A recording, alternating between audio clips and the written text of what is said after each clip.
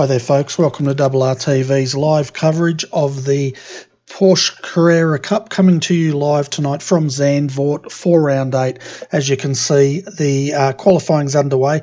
They have 8 minutes left in this room, and there's a second room where the guys are also qualifying. We're expecting around about 26 cars to take to the grid later on this evening in around about 10 minutes time. So what will happen is after they finish qualifying here, the servers will be replaced with one race server, and the race control will set the grid, and then we'll go racing.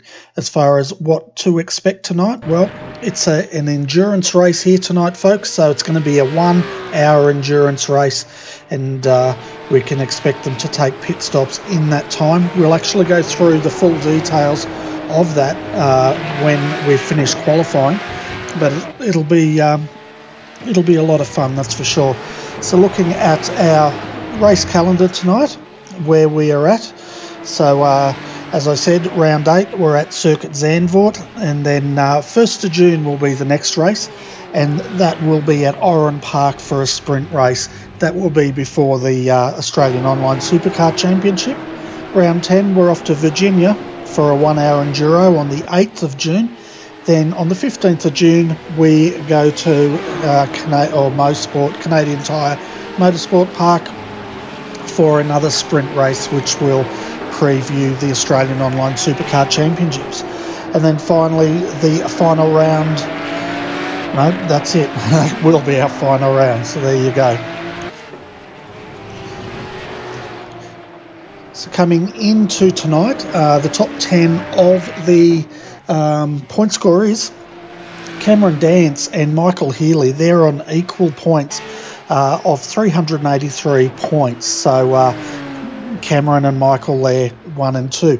Thomas Hinn sitting in third at the moment on 359 points. Scott Lanark fourth on 331 points. Richard Skender is sitting in fifth at the moment on 288 points. Sixth is Richard Brookfield on 283 points. Seventh is Chris Dawson on 278 points. Griffin Gardner at the moment, he's sitting in 8th position on 270 points, with Luke Lucas in 9th on 261 points. Will Barrington, he rounds out the top 10 and of the overall Drivers' Championship, and he has 248 points.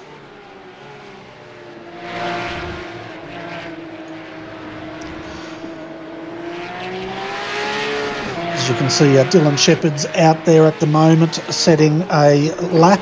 As far as the qualifying goes at the moment, folks, your top 10 in this room are Michael Healy sitting on provisional pole with the 137.162. Dylan Shepherd second with the 137.455. Gary Hamilton third, a 137.886. Fourth, David Mulhall on a 138.355. And Tom Freer, he rounds out your top 5 with a 138.788.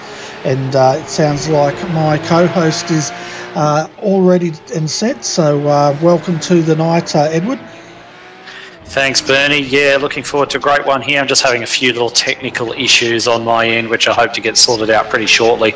But yeah, as you're saying, looks like it's going to be a very interesting race as we move into the final few rounds of this series.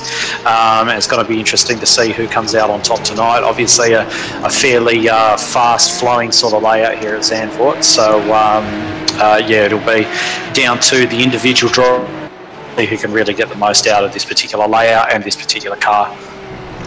Yeah, it certainly will. And I was looking at the other room before we went on air, and for the viewers there, Cameron Dance, he had the fastest time at that point with the 137.755. Now, that was very early in qualifying, so those times may have increased. Richard Skender, he was second with the 138.655. Now, in that room at that time, Cameron Dance was the only one in the 137, so it'll be interesting to see if those times improve, and if they do, where those drivers will slot in after they bring up the race server. Yeah, well, we all know how fast Cameron is, so I'd imagine him to sort of be up there towards the front. Who's going to sit in there behind him? Who's going to take those slots in there behind him? I think is really going to be up for grabs. So, it's going to really be who's going to be the main challenger to him, who's going to be that top group. You generally find here that the cars tend to run in a group. You tend to get some good slipstreaming battles through part of the circuit at the very least. So we're probably going to see a few little packs open up together, and hopefully that actually provides us with some really, really spectacular racing as these guys will sort of jostle for the best piece of real estate. Yeah, definitely. And we just heard that there's a weight penalty applied to Michael Healy tonight. So if that's the case, he's still the fastest out there. Yeah, that's all good. Yeah, mate. Yeah, we're on air, Scott.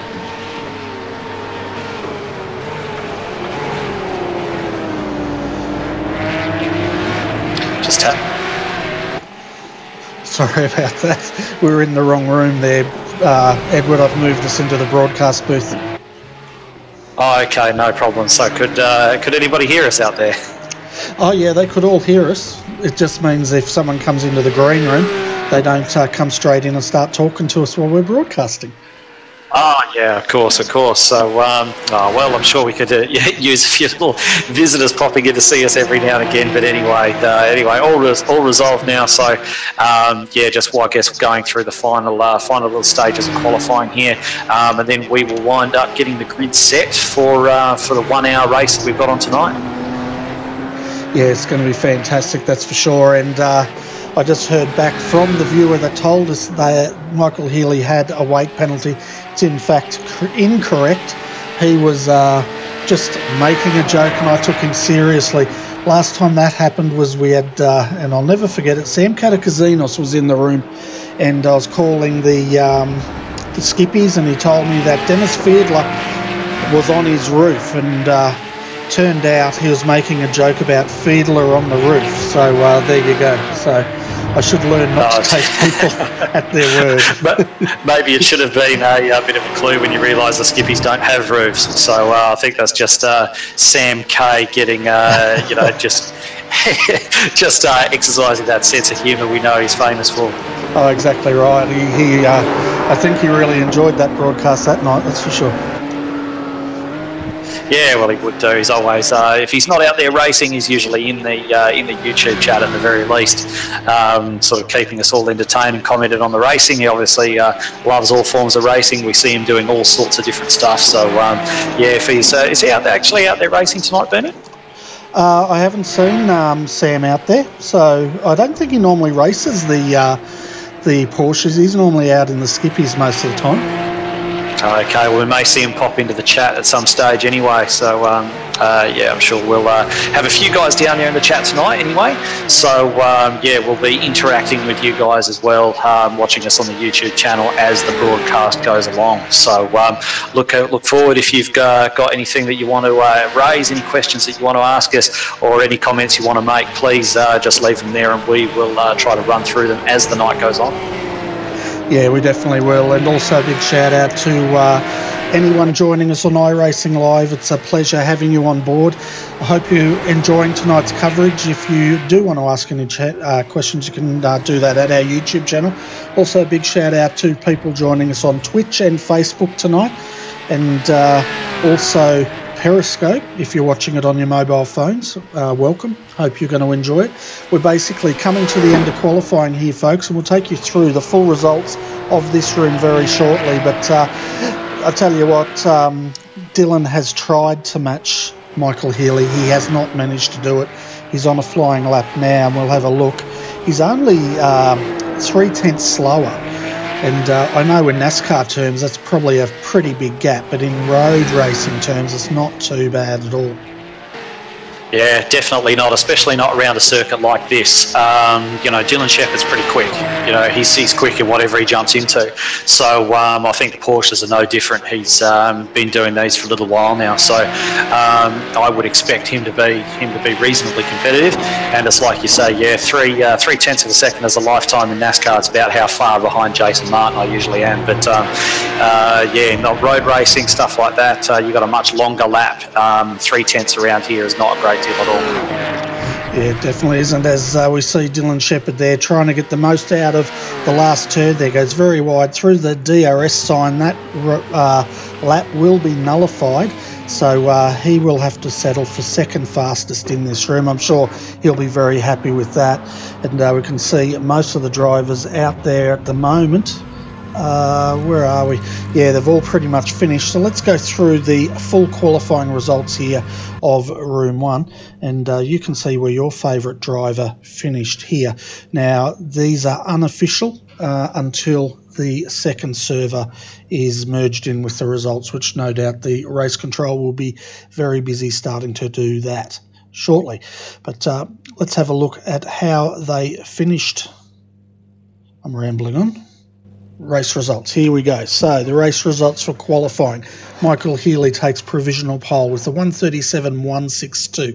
Dylan Checkered second quickest in the number 43 with the 137.455. Can see Gary Hamilton there in the 111 is third fastest with the 137.849. David Mulhall fourth with a 138.355. Then we had Tom Freer in fifth. Sixth, Richard Brookfield. Seventh, Harry Inwood. Haven't heard that name before, so it's great to see him in the series. Eighth, Steve Jansen. Ninth, Luke Lucas. 10th quickest was Chris Dawson in the number 245. Then we had Laceth Leonage in the number 79, 11th quickest. Tim Weston is 12th fastest, followed by Shane Finley qualifying 13th. 14th, Lakmal Leonage. 15th, Will Barrington. And as you can see, James McKee and Jordan McDonald both didn't set a time. They are most likely the race control tonight. Yeah, so that's an interesting grid. Obviously, it's only sort of half the grid. Once the rooms sort of get merged together, we'll get a better idea of where everyone sits. But there are some pretty good times in there and some pretty close times as well. I've only sort of, some of those names are a little bit unfamiliar to me. I've only sort of followed this series on a bit of a part-time basis as things have gone along. But there are definitely some names in there that I recognise. And I think that it's going to be a close battle. Of course, you know, these cars all identical. You don't get the various strengths and weaknesses that you may get with GT3 racing. So they're all very close, and they're going to be close everywhere. So that's going to be the interesting thing to see. It's obviously a longer race tonight as well, so there's going to be strategy playing in. So there are loads of different factors that are going to have a bearing on the outcome of the race once that hour shakes out. So yeah, time will tell, as they say. Yeah, it certainly will, and we'll keep a very close eye on Tom Freer tonight. He's now got his own account, so basically he was racing under Race Star account because, as you may or may not know, Race Stars in Bowral, they're the only sim racing business that has an iRacing commercial license, and Tom was using that account. He's now got his own account, and he's one of their clients, so he's actually racing tonight from the Race Stars Sim Centre in Bowral. So if anyone's watching us up there, give Tom a big shout out and best of luck up there, mate. I hope to get up there and check out the establishment at some point. Yeah, I think we've all seen, you know, Race Star 1, Race Star 2, something like that pop into races that we've been involved in at some stage. And if we haven't known in advance what they are, it's sort of confused us all. I know it confused me when we saw them jump into a couple of ANSCAR races. So, yeah, but what a great initiative that they've got going up there. So, and obviously, you know, they've brought somebody along who enjoys it so much, they decided to get their own account and come racing, which is, you know, obviously they're up there providing a service to us all if they're bringing more competitors in. They certainly are. And anyone out there that's near Barrel, if you want to check out what iRacing's all about, go and pop your head in and you can hire a sim there and you can have a run. They also do competitions on iRacing, and I saw them the other night running a competition as well for their clients. So you can definitely check that out. And Luke Lucas is the man behind that. So if you do get up there, tell him Bernie sent you and he'll probably raise your price. Raise your price or lock the door before you manage to get inside. So no, but no, they're obviously doing quite a lot for the sim racing community. I'd love to get up there to Barrel and have a bit of a crack myself, but they may realise just how dismally untalented I actually am.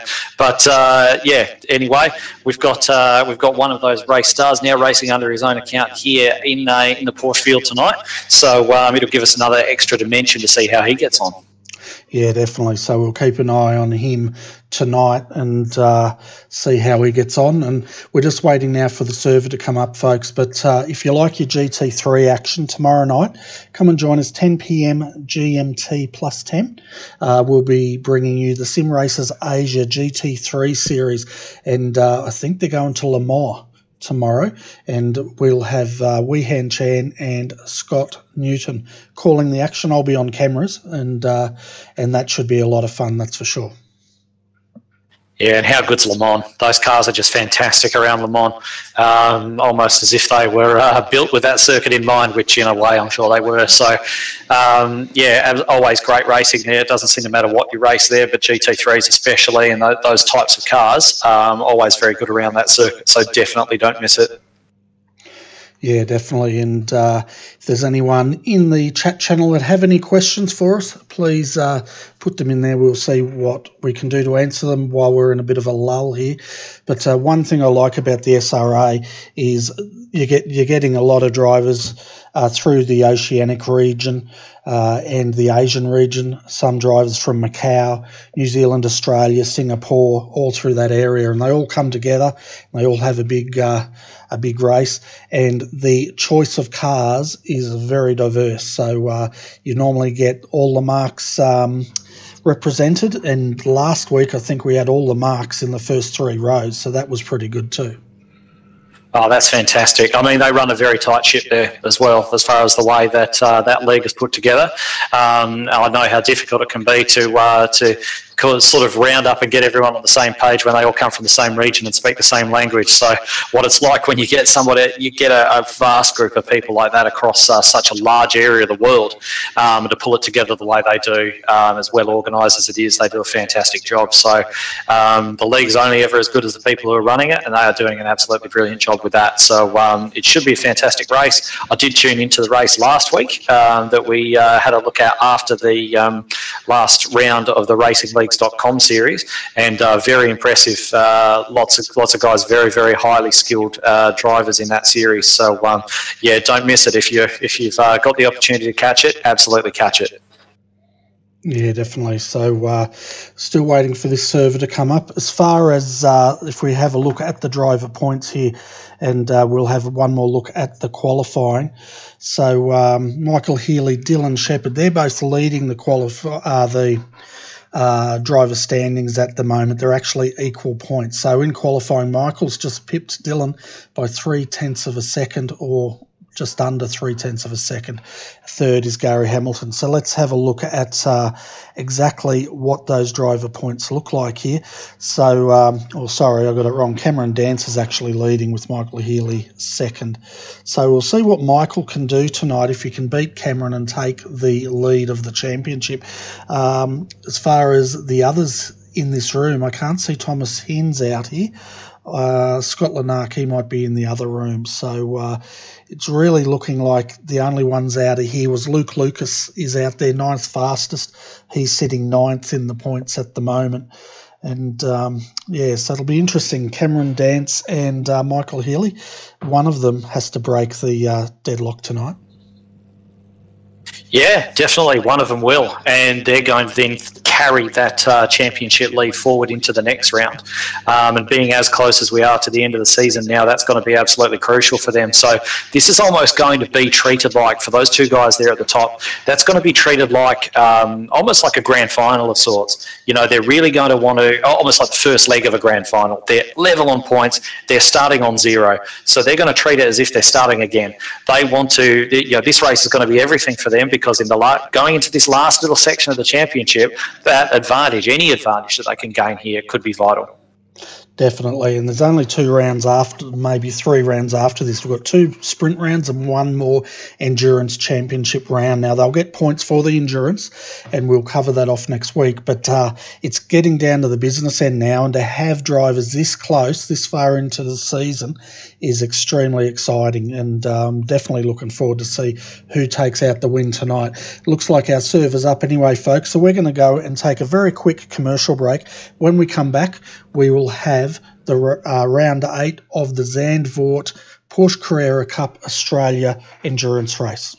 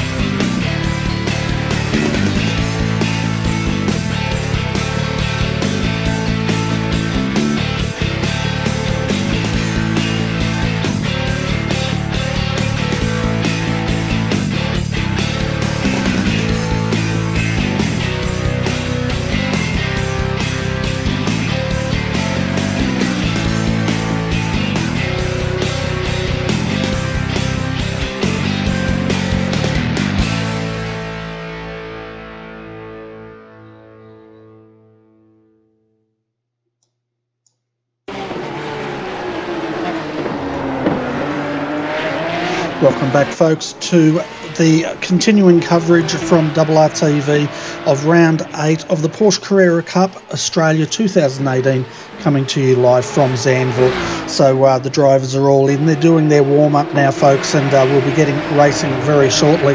But 28 drivers have qualified for tonight's race, Edward, so we've got a nice big healthy field, and as we can see, Dylan Checkered is out on the track at the moment. Yeah, you can see him out there just circulating. I'm actually just waiting for my server to load completely, Bernie, so I can see what's going on. But I'll just take your word for the fact that he's out there at the minute, so I'll be with you in a moment. Yeah, not a problem at all. So we can see Jacob Knight out there for FRA Motorsport at the moment, and he's coming under a little bit of pressure there by the 43. I'm just wondering if that is Dylan out there behind him. I think that could be, or it could be one of his teammates. We can see Tom Freer now. We spoke about him. He's got his own account now, and he's trying his luck tonight in the 399, just getting that car shaken out. Jamie McKnight in the 027. Keep a very close eye on him tonight, folks. He is quick, and he was very, very quick in the GT3s. He's very quick in the V8 supercar, so I'm expecting him to be just as quick in the Porsche tonight, and we'll see how he goes as well.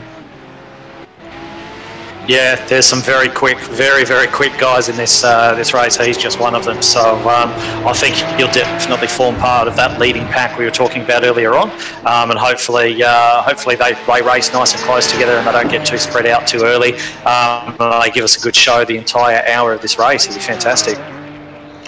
Yeah, it certainly will. We can see Brett Douglas out there at the moment. He's just going around putting in that time. He's driving for FT1 Motorsport. I haven't actually heard of that team. They must be a new team that's just been established. And that's the thing, you know, we've always got new drivers and new teams and everything coming into these series and all the series. So yeah, if that's a new arrangement, new team, it'll be very interesting to see how they get on. Yeah, it certainly will be. And looking at the way the top 10 in practice are going at the moment, Richard Skender's set the fastest time with a 1:39.613. Tom Freer second quickest in practice. Jamie McKnight third. Richard Brookfield fourth. Brett Douglas, he's on the screen at the moment, fifth. Daniel Leet sixth. Jacob Knight seventh. Chris Dawson eighth. Ninth, David Mulhull and Lakmal Leonage. That rounds out your top 10. Doesn't really mean too much with practice. These guys will be really getting their cars dialed in and getting the race set up sorted out. Yeah, and they need to do that as well. I mean, there's so many different things that you want to optimise on the car. You know, when you're looking for a one-lap speed like you're looking for in qualifying versus setting these things up for race, it's a very, very different ball game as far as getting everything into the right operating temperatures, things that may work, you know, when you're looking to get the tyres heated up for one fast lap. That may work, and then you have to optimise it again to actually last the full hour distance. So, yeah, but changes and dialing in and everything else going on right now, for sure. Yeah, we can see the guys lining up now. So let's go through the grid, and you can see where your favourite driver will be starting tonight. So Michael Healy, he's going to start from pole position. Dylan Checkered out of second. Going down in the second row, we have Cameron Dance in third. Thomas Hinds will start out of fourth. Third row tonight, Chris Purnell.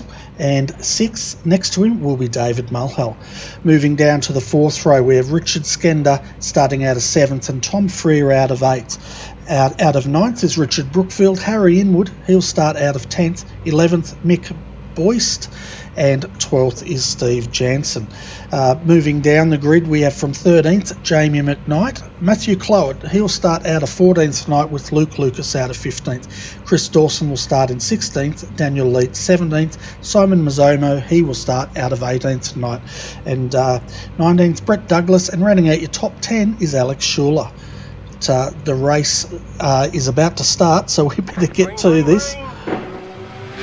So here we go, folks. The start flag has dropped. It's a 1-hour endurance race here tonight as we see the gaggle of cars coming down to the first corner, and it looks like Michael Healy's leading. Dylan Shepherd comes on the inside there of the number 6 as they go through turn 1. Looks like a fairly clean start at the moment, Edward. Yeah, well, Healy did a great job there. Healy did an absolutely fantastic job there, just covering everyone off. He got away pretty well, but everybody got away pretty well. It was a very, very even start, and they arrived in the first corner almost in the formation that they started in the grid. Healy just needed to cover off the inside there, and it looks as though we have a caution on track. We certainly do. The track was blocked, believe it or not. It started with the 43. We're going to go back and have a look at that very shortly, folks. The 43, that was Dylan Shepherd. I think that was involved in that. It was. So he was in second position. So let's go back and have a look at this replay and just see how it all unfolded here. I'm still seeing Dylan Shepherd in second place, so it may have actually been a teammate of his. Okay, let's go down and have a look at Will Barrington. He was definitely involved. So let's have a look and just see exactly what happened here and try to unpack it for you all.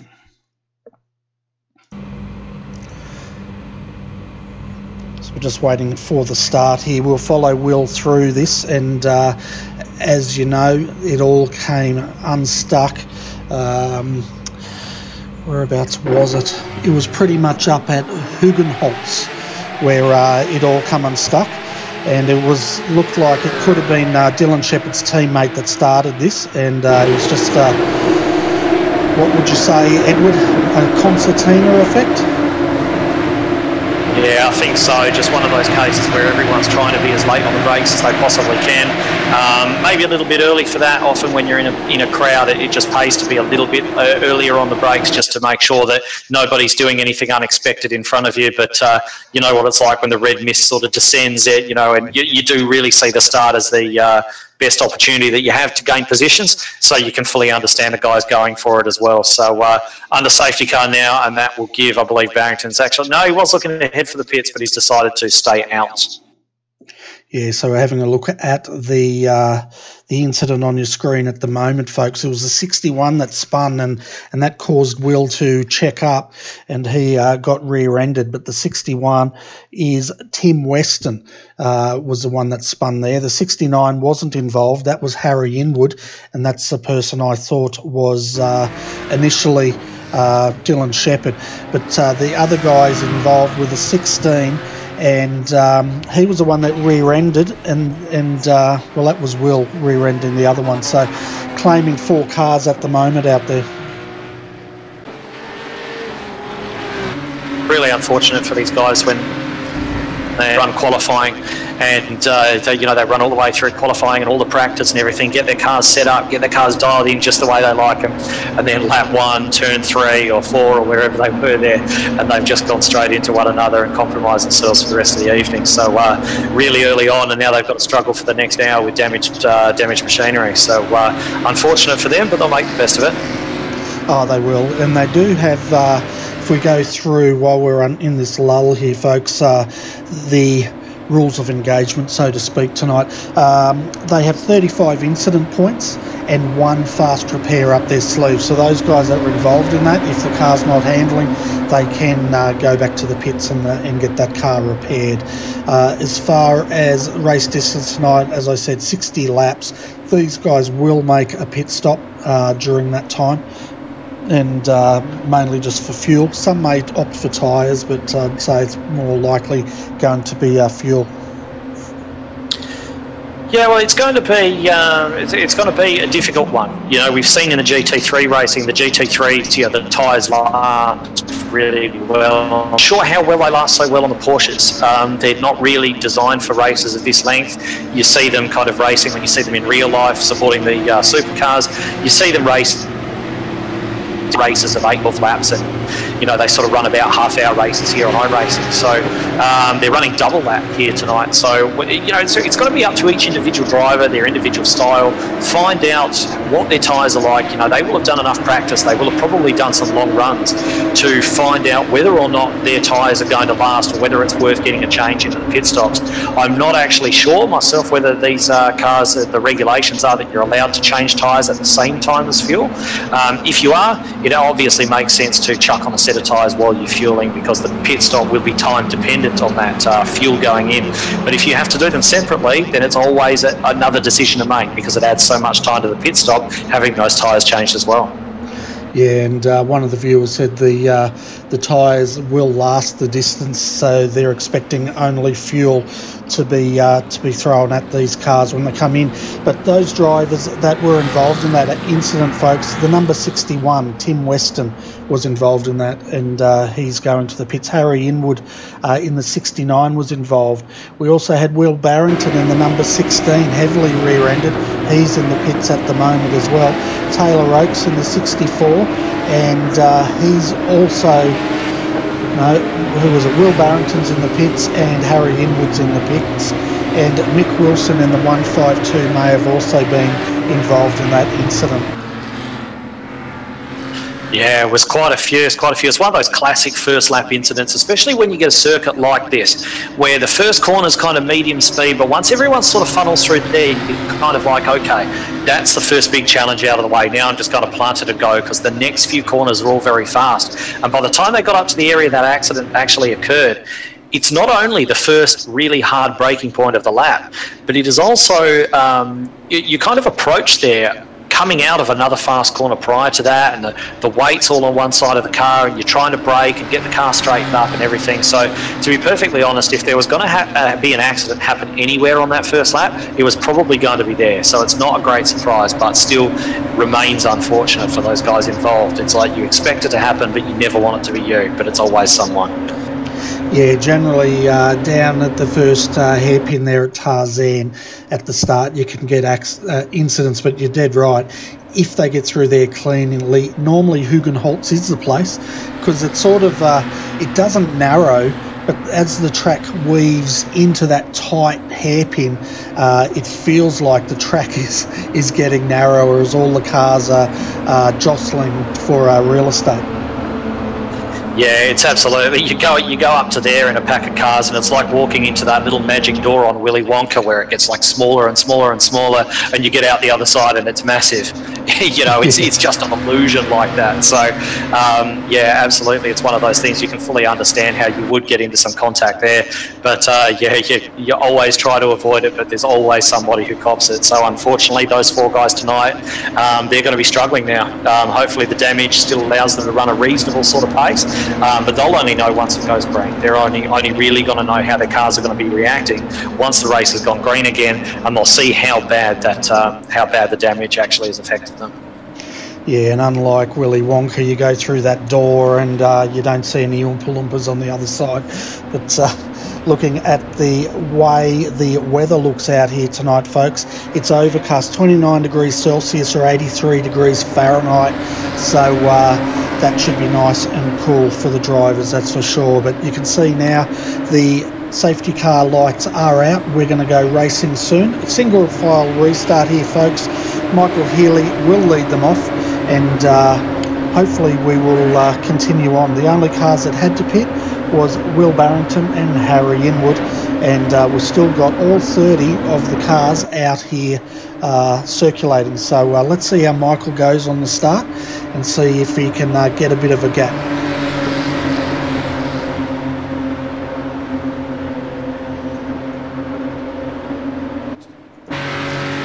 So just looking at the gearbox there, here he goes. Michael Healy puts a foot down. Dylan Shepherd was right up his backside, so to speak, but Michael's got a nice clean jump here as they come into turn one. Dylan's having a look on the inside. It's nowhere near close enough. Cameron Dance, well, he's battling for the lead of the overall Drivers' Championship with Michael Healy. So Cameron's sitting in third. Thomas Hims fourth at the moment. Chris Pennell fifth. That's your top five. We'll see how the rest of the field gets through. Hugenholtz sounds like a beer, but it's not.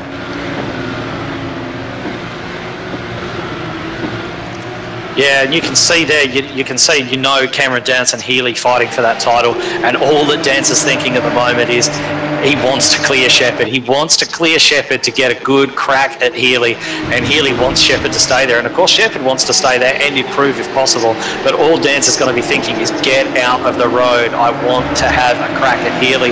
As you actually see, he may oblige him. Healy runs a little bit wide. He gives Dylan a sniff, causing him to run around the outside there and just actually chopping off the nose of Dance as he goes to have a look down. Checkered has actually got a fantastic run there. He was right inches off the rear bumper, and it looks as though he's just been forced to the outside by Healy, actually coming through that chicane. That's put him off the ideal line. Dance is going to have to cut in behind them there.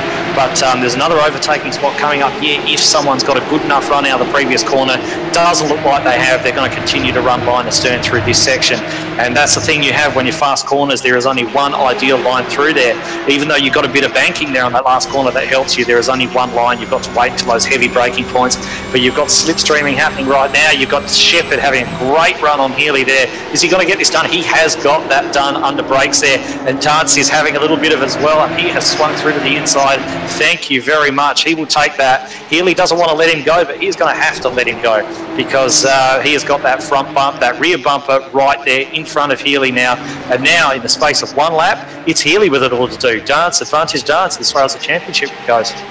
Exactly right. And one thing that'll be all on their mind at the moment is the spoilers in here. Well, I call them spoilers, not really, but Thomas Hinds in fourth, an exciting driver. We've seen him in very talented driver indeed. V8 supercars. We see him out there in the ANSCAR series as well, and now we've got him in the Porsche. He's running fourth at the moment.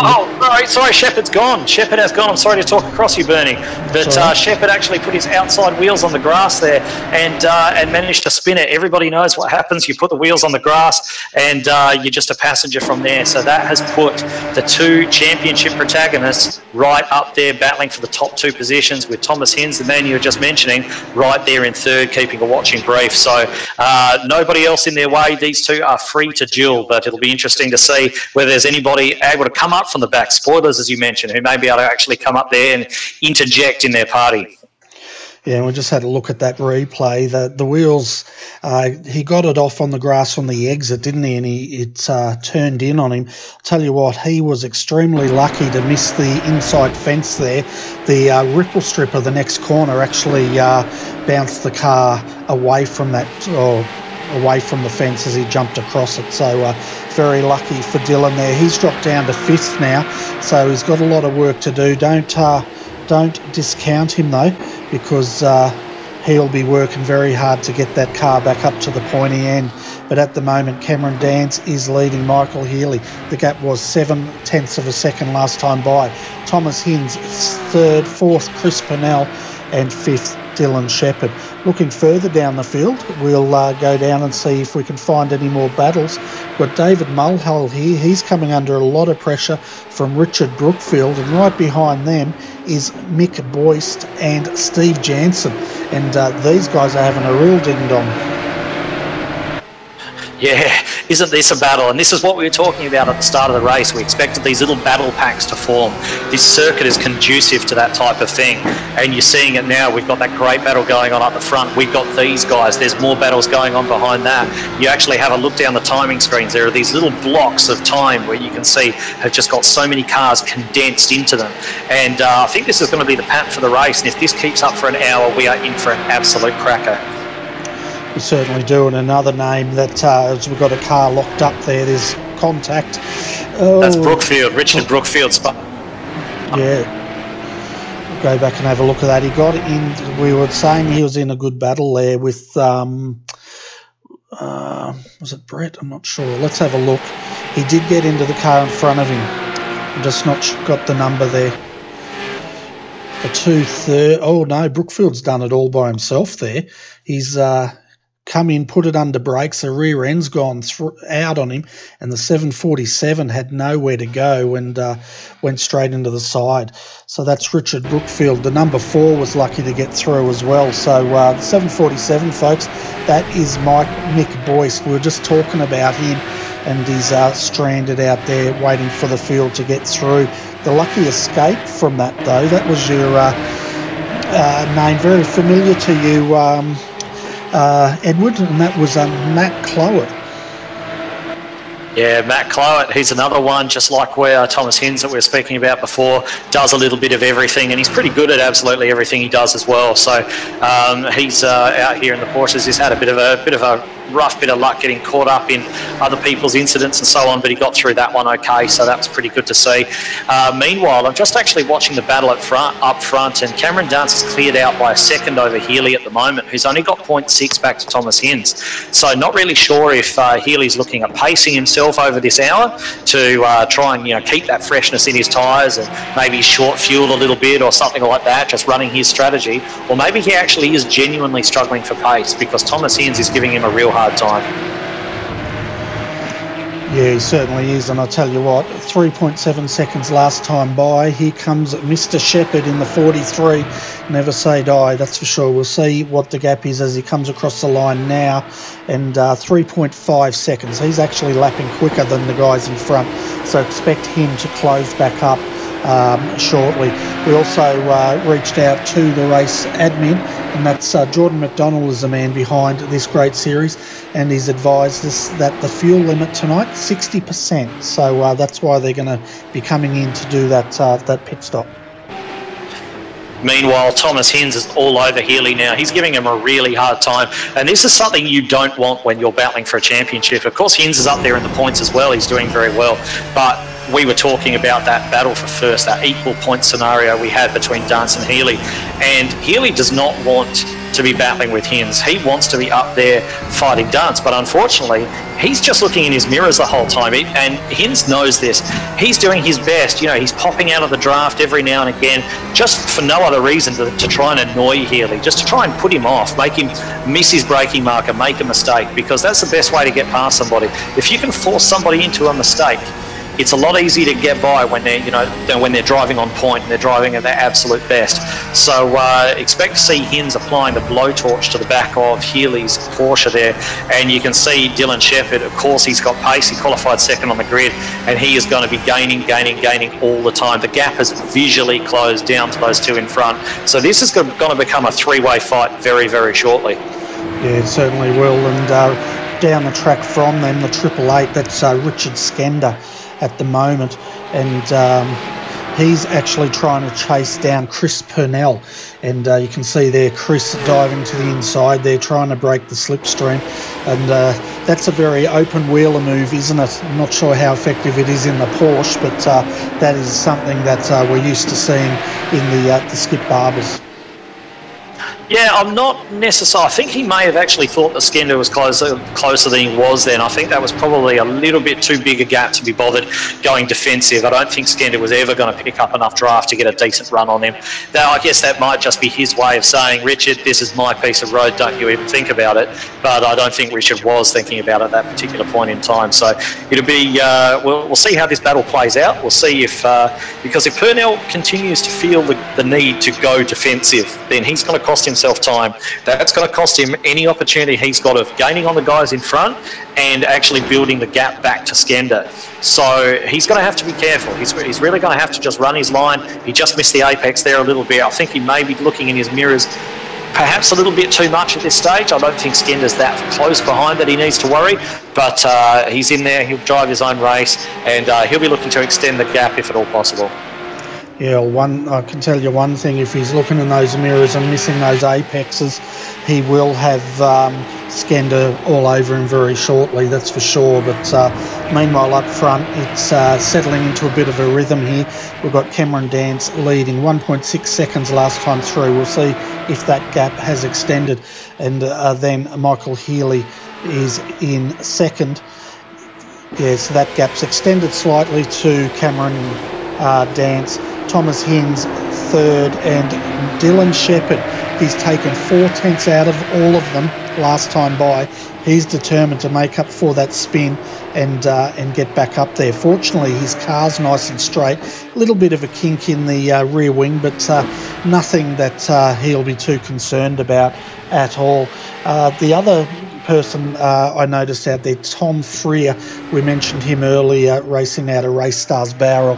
He's sitting in 7th at the moment, and his teammate is Luke Lucas, and he's sitting back there in 13th position, having a great battle at the moment with Matt Clowett.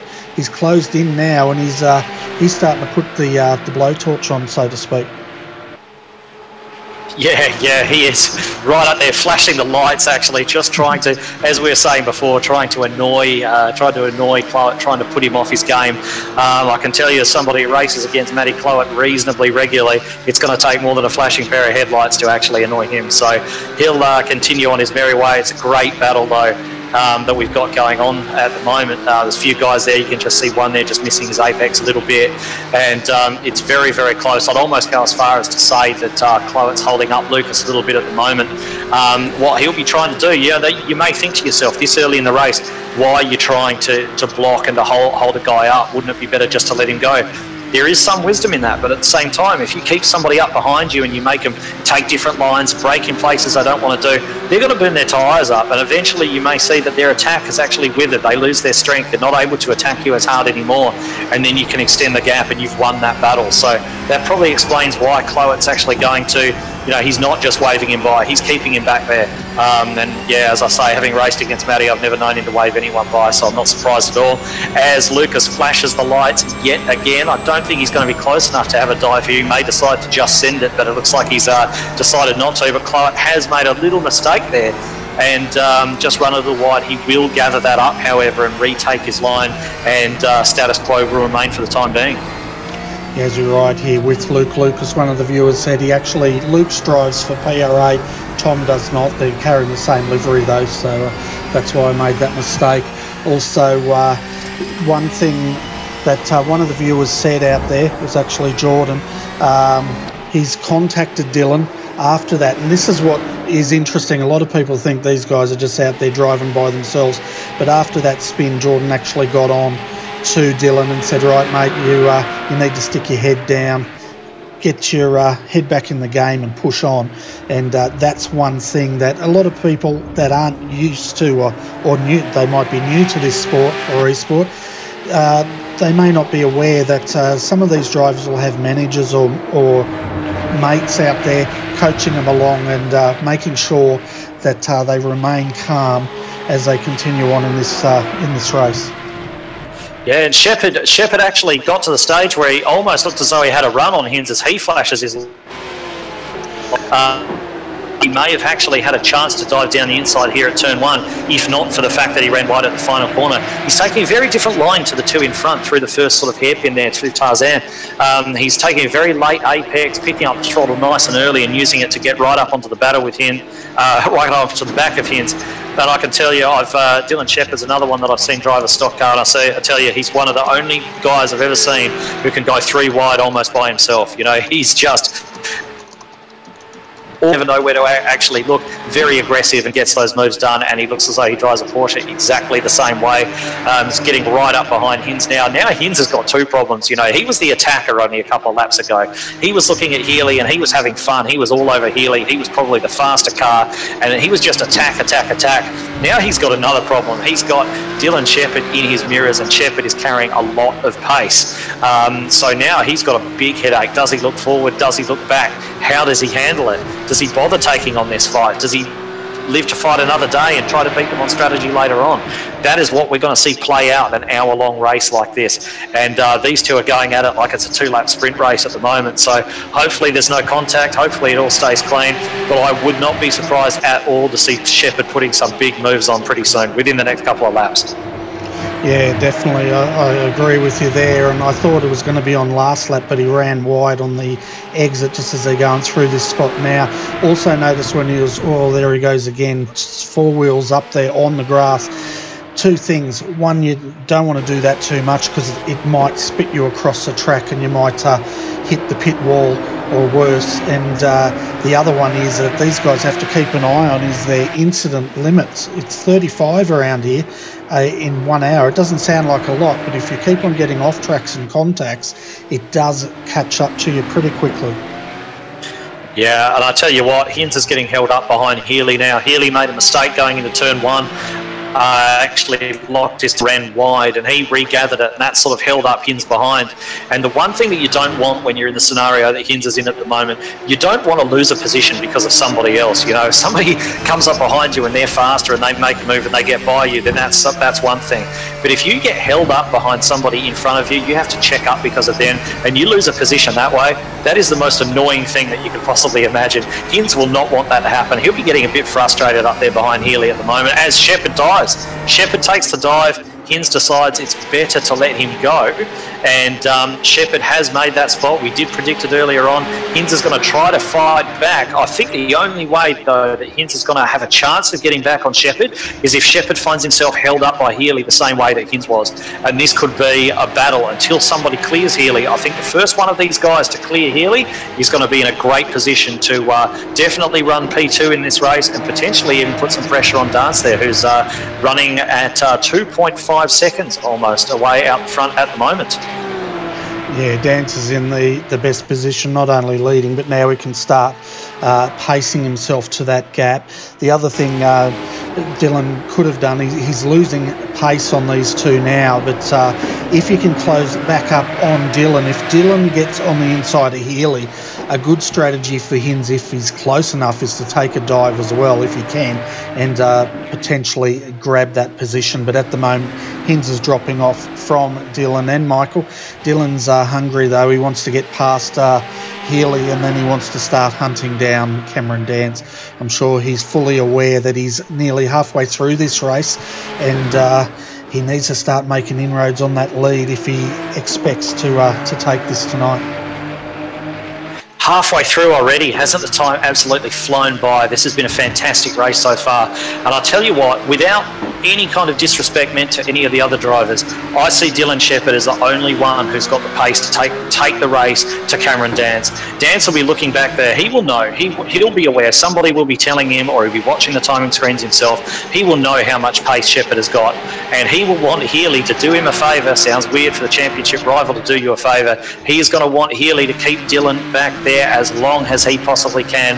And if I was Dance right now, I wouldn't just be sitting there. I'd be pushing on, building the gap as much as you possibly can before Checkered gets by, because Checkered is going to get by. He either is going to get by, or there's going to be a monumental accident. Let's hope it's the former, because I think the spectacle of watching Checkered chase down Dance and hopefully put some pressure on him for that victory, make him really work for it, is going to be something. You can see he's came out of that last corner really well, got in the slipstream, no bothering to flash the lights this time. He just sort of holds Healy out to the left of the circuit there, gives himself all the track to work with on the inside, and just cuts down to the inside as you please and takes that second spot. So I think Hinz now fancy his chances of getting up onto Healy, and Checkered now has got 2.9 seconds to run through and actually bridge that gap to Dance. So pit stops to shake out. Yeah, I believe we said there was going to be a couple of, maybe at least one pit stop in this race for these guys.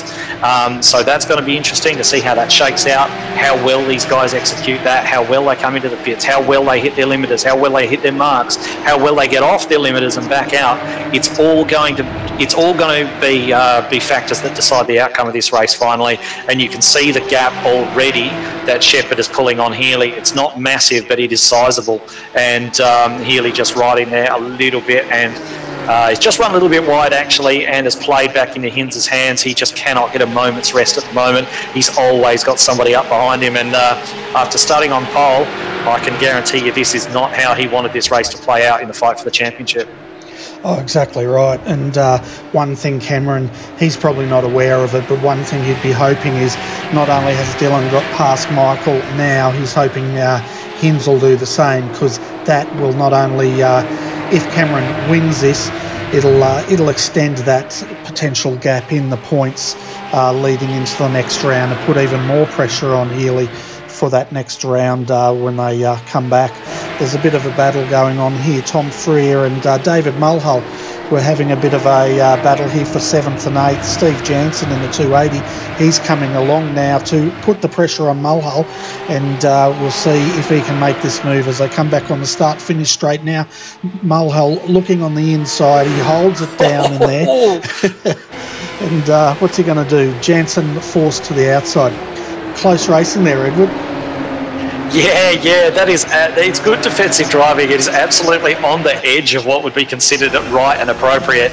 He's kind of gone to one side, gone to the other side. You know, it's just on the verge of being considered blocking there, but he's done what he had to do, and now Jansen's actually run wide and lost that time.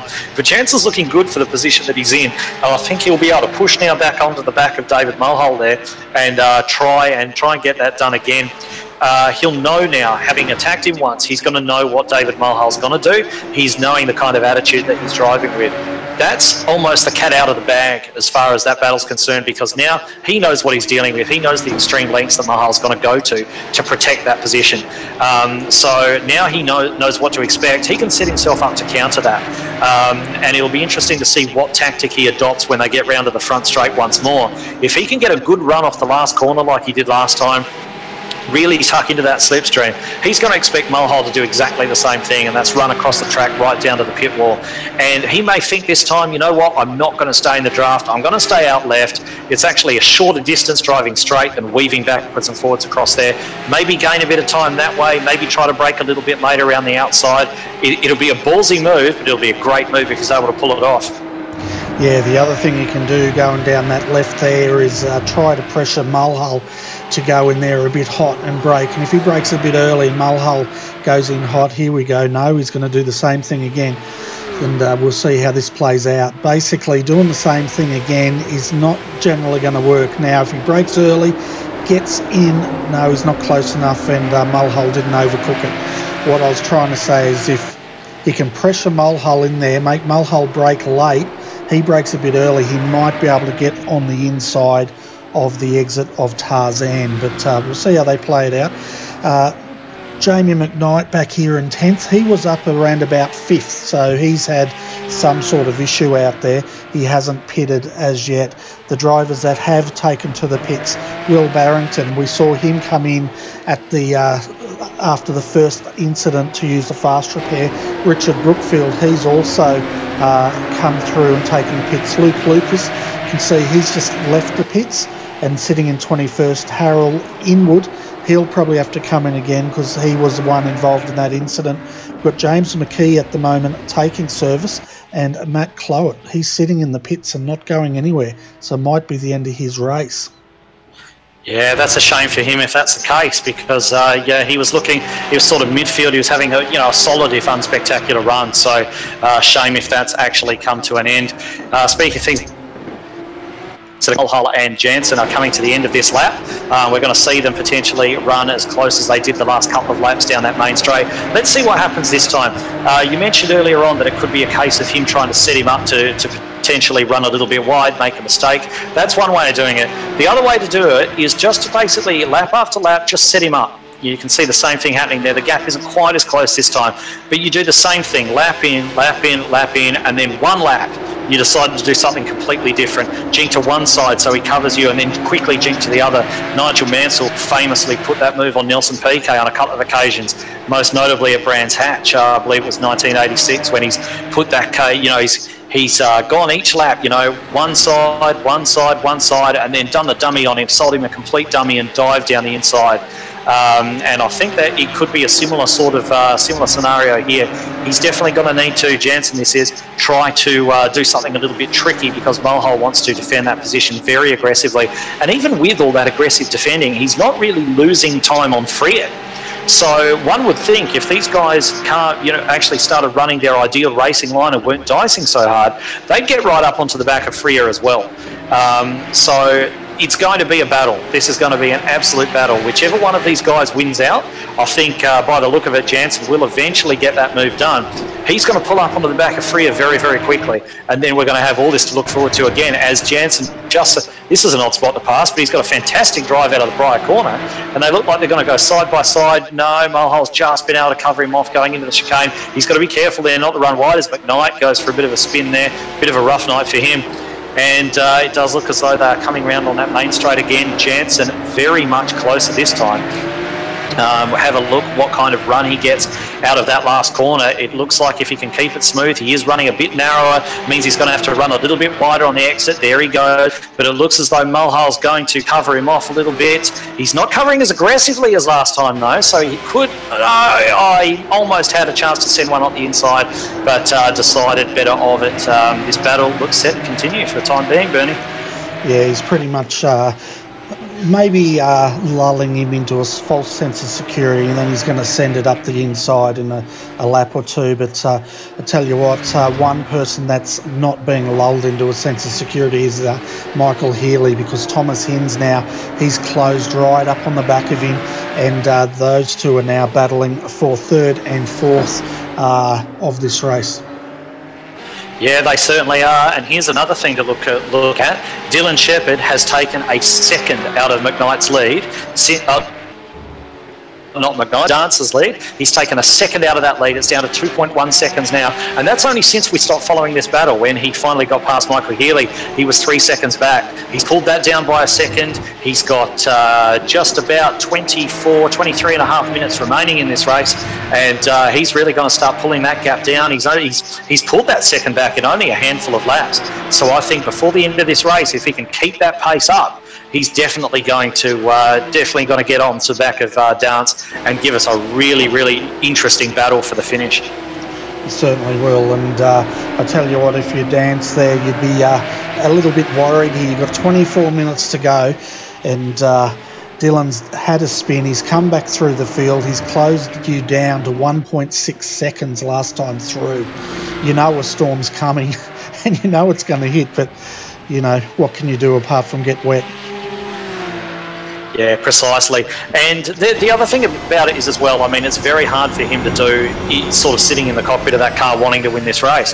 But he's also thinking about this championship, and he's really focused on Healy. His main objective for tonight will be to finish in front of Healy, which he is doing.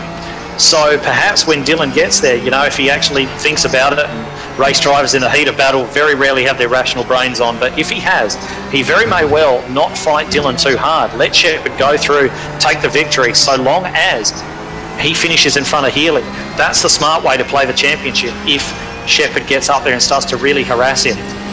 In actuality, if that'll actually happen or not, I'm not so sure, because you know what these guys are like. They get in the heat of battle. Every car's an enemy. Every car you just want to fight. So speaking of fights, that one that you mentioned between Hinds and Healy is well and truly on now. Hinds is darting all over the track, just going back and forward, trying to put Healy off. You've seen Healy just get into a couple of mistakes tonight. He's made a couple of small errors. Hinds trying to force another one out of him. Coming down here to turn one's going to be a great place to get it done if he can. He is tucked right up underneath the rear wing of that Momo Porsche, and it looks as though he is going to take a dive down on the inside of turn one, and Healy, I think, decides not to fight him too hard, realising he's got a bit of a pace disadvantage there. He will live to fight another day. Yeah, that was good thinking there, because Healy can't afford to lose any more points now. Bit of an update. Cameron Dance, he comes out of the pits now. He's taken his mandatory stop. He'll slot in sixth position. The battle between Jansen and Mulhall.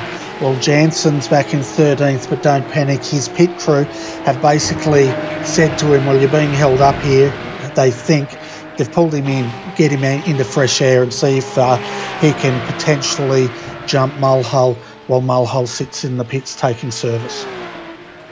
Yeah, and I tell you what, I'm not sure if Cameron Dance runs with a pit chief or a crew chief or anything like that, sort of assisting him on the radio with his strategy during the race. If he does, he's got to ask some fairly serious questions about him to him on the conclusion of this, because this has not worked out for him at all. He's pitted from the lead. He was in clean air. Everything was going well. Sure, Checkered was closing him down, but he's come right out behind one of the other cars there. I think it may have been Skender, and it's lost him time. You know, the one thing, he was losing time already.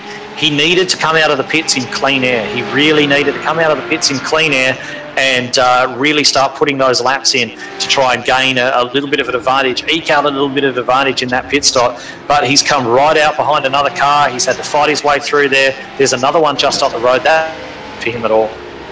Yeah, exactly right, because meanwhile Dylan's in that fresh air and he's hot lapping at the moment. His last time, 1:38.988. His fastest was a 1:38.408. If we look at Hinz, he's in the 1:39s, where Healy is in the 1:40s. Purnell is in the 1:40s. Dance was in, he will be in the 40s because he got held up. But it's all playing into the hands of Dylan Checkered now. It's amazing how 40 minutes changes the complexion of this race, because when Dylan spun, I did not expect him to be anywhere near leading the race tonight. Yeah, and that just shows how much pace he had. You know, like you, I saw him spin and I thought, okay, well, that's his shot at the win gone. Let's see what he can do. Because he obviously had pace in that car. One lap pace, he qualified very well. It's often quite different to having race pace, but I would say that his race pace is even more impressive than his qualifying pace. He is the fastest guy on the track.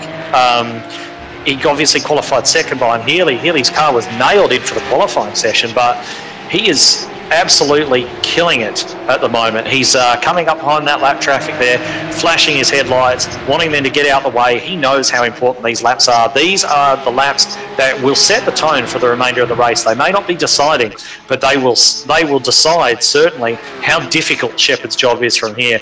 And if he's able to emerge from his pit stop in front of McKnight, I think he's going to have a very nice cruise to the finish, depending on what McKnight's able to do. He's just getting a bit held up behind this traffic here. That hasn't cost him too much time. He'll just weave his way through here and get back on with it. He's been hitting qualifying laps for quite a number of laps now, and like I say, if when these pit stops shake out, he is in the lead of this race, he's certainly going to have earned it. He's absolutely earned it, and he's made up for that mistake he made earlier on more than enough, I think. Yeah, definitely. As he clears those two and he presses on, Cameron Dance can breathe a sigh of relief, because Chris Purnell was in front of him. They were battling for position. Purnell's come into the pits. That's freed Cameron Dance. Another thing about Cameron there, Jordan was telling us that it's great to see that Cameron's actually even out there tonight. He's been having a lot of PC issues, and his power supply shutting down that computer. So fortunately, he's got it up and running, and let's hope in the next 18 minutes it continues to run, so that he can get some well-earned points in the series. Okay, now another interesting thing here, Bernie, you can see that now instead of Mulhall battling with Jansen, looks like Jansen's been to the pits. Freer is behind Mulhall at the moment, and that position's changed only recently. So Mulhall's actually made that move on Freer, got past him. And we said before that even though he was running offline and dicing with Jansen as he was, they were still keeping pace with Freer. And once he was free of that attack from Jansen, he was able to start focusing on his lines, hitting his fast laps again, and he's actually jumped Freer and moved up there into what I believe is 7th position. So does that mean Mulhall has set himself freer? Oh dear. I thought you would have liked that one. I get the same reaction whenever I say a joke. I even heard your eyes rolling when I said that one. Yeah, well, after last night, man, I'm not surprised that you can hear them rolling. I'm certainly quite tired. They're a bit sandpaper eyes at the moment, so I'm sure they're making a bit of a noise. You can see further back, Lasith, Leonarge here and Steve Jansen are battling it out. Lasith is yet to come in. And one person behind him, folks, is you normally hear him calling the V8 Supercars. That's Daniel Leet. He loves his motor racing as much as he loves his commentary. Well, he loves his motor racing more, and that's the way it should be. But he's sitting in 13th at the moment, and he's starting to close in, as we can see now. Lasith and Jansen. Jansen was looking on the inside there, and he had to check up. Yeah, he certainly did. I tell you what, Jansen is going to get out of that car with eyes like dinner plates. He has been battling people since the beginning. You know, he's been battling people for nearly 45 minutes now. He's always been up behind somebody. He must just want an opportunity just to get some clear laps in. He's certainly got a lot of pace in that car. Everyone you see him around, he's attacking and he's got pace over. So it'll be interesting to see if he can make his way up towards the front as the race goes on, because there is a lot of pace in that silver Porsche right now. Certainly is, and while we're watching this battle here, folks, a bit of an update up front. Dylan Checkered at the moment, he's pulled the gap out to 6.4 seconds over Thomas Hinds. His last lap, a 1:38.861. Thomas is in the 1:39, so Dylan took out a second out of Thomas last time by. Cameron Dance, he's sitting in third. He's 25 seconds down at the moment from Dylan Checkered. Now, if you take into account, they're going to stop for about 8.6 seconds or thereabouts, and also take into account the entry and exit. So it could be fairly close here. As far as times go, Cameron Dance did a 1:38.859. So he's actually going toe-to-toe on lap pace with Dylan Checkered. So hopefully we'll have a good race on our hands. For those wondering what's happened to Michael Healy, well, he's in the pits at the moment, and he's taking service. I'm not sure if he's had an issue. He was in for 10.1 seconds, and he's only now just come in. So he may have had something happen to him out there on track.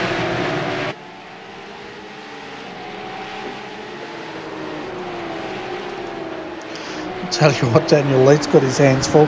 He's just got past Laseth there. Now he's all over the back of Mulhull and trying to thread the needle here. Yeah, he certainly is. Sorry, I was actually pressing the wrong button there. I was actually just going back and saying I hope that there's nothing actually completely wrong with Healy. He's had a rough night anyway. He hasn't really had the pace of the guys around him. So he's trying to save as many points as he can. He'll certainly be hoping to finish higher than the 6th place he's running in at the moment. Yeah, we're going to jump back. Before he's come in, he's had quite a number of off-track. So we're going to jump back here, folks, and have a look at exactly what's happened to Healy here. You can see Hinds got past him, so he was all by himself, and he's had a number of off-tracks. So let's just see exactly what's happened to Michael. Oh, that's what's happened to him. He's actually got into the side of the 28? He got in the side of the 28. That car is absolutely wrecked. Let's go back and have another look at that from a different angle. Because yeah, and the 28, of course, is a lap down at the moment, so he was probably looking at lapping that car.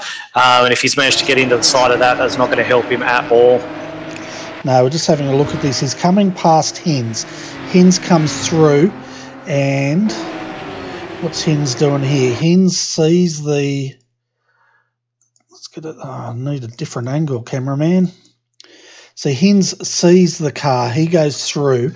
Now the 28 started to reverse as Healy comes through, and he's run into the side of Healy, damaging all the steering of Healy's car, and that's why he had so many off tracks and had to get that car in. Yeah, that's a real shame for him, getting sort of caught up in the accident with the 28 there, which had actually spun around. I believe that is Mitchell Chapman that had spun around there. So yeah, it's hard for him. It's been an ordinary night. Took pole, was probably expecting to at least be in with a shot of winning this race. And to be perfectly honest, since he actually lost the lead, he hasn't been in with a shot. He's now obviously that's happened, which is going to put him a fair way down. It looks as though it's for the win. It's going to for the win as far as the championship's concerned. Looks as though Dance is going to really be in a position to extend that lead. Yeah, and I'm having a look now also. Before I tell you the next piece of news, to be fair, of the 28, Mitchell Chapman, he only moved the car back about half a foot. It wasn't a lot. He just rolled it back slightly, and it wasn't like he was like in full reverse or anything like that. So the guys were pretty much cutting it fine as they cleared that 28 anyway. So I just wanted to make that clear so that we're not casting any blame on Mitchell there. But it's just one of those things that happen. Now, the other bit of news is Cameron Dance. Where's he? He's 25 seconds down from the leader, 1:39.8935. Dylan has responded. He did a 1:38.532. So it's going to be really close, but I have a feeling Dylan's going to be in front when he comes out of the pits. Yeah, and he's even coming around to lap his teammate now as he dives into the pits. So Dylan will be pitting soon. Just a little bit of an update as well.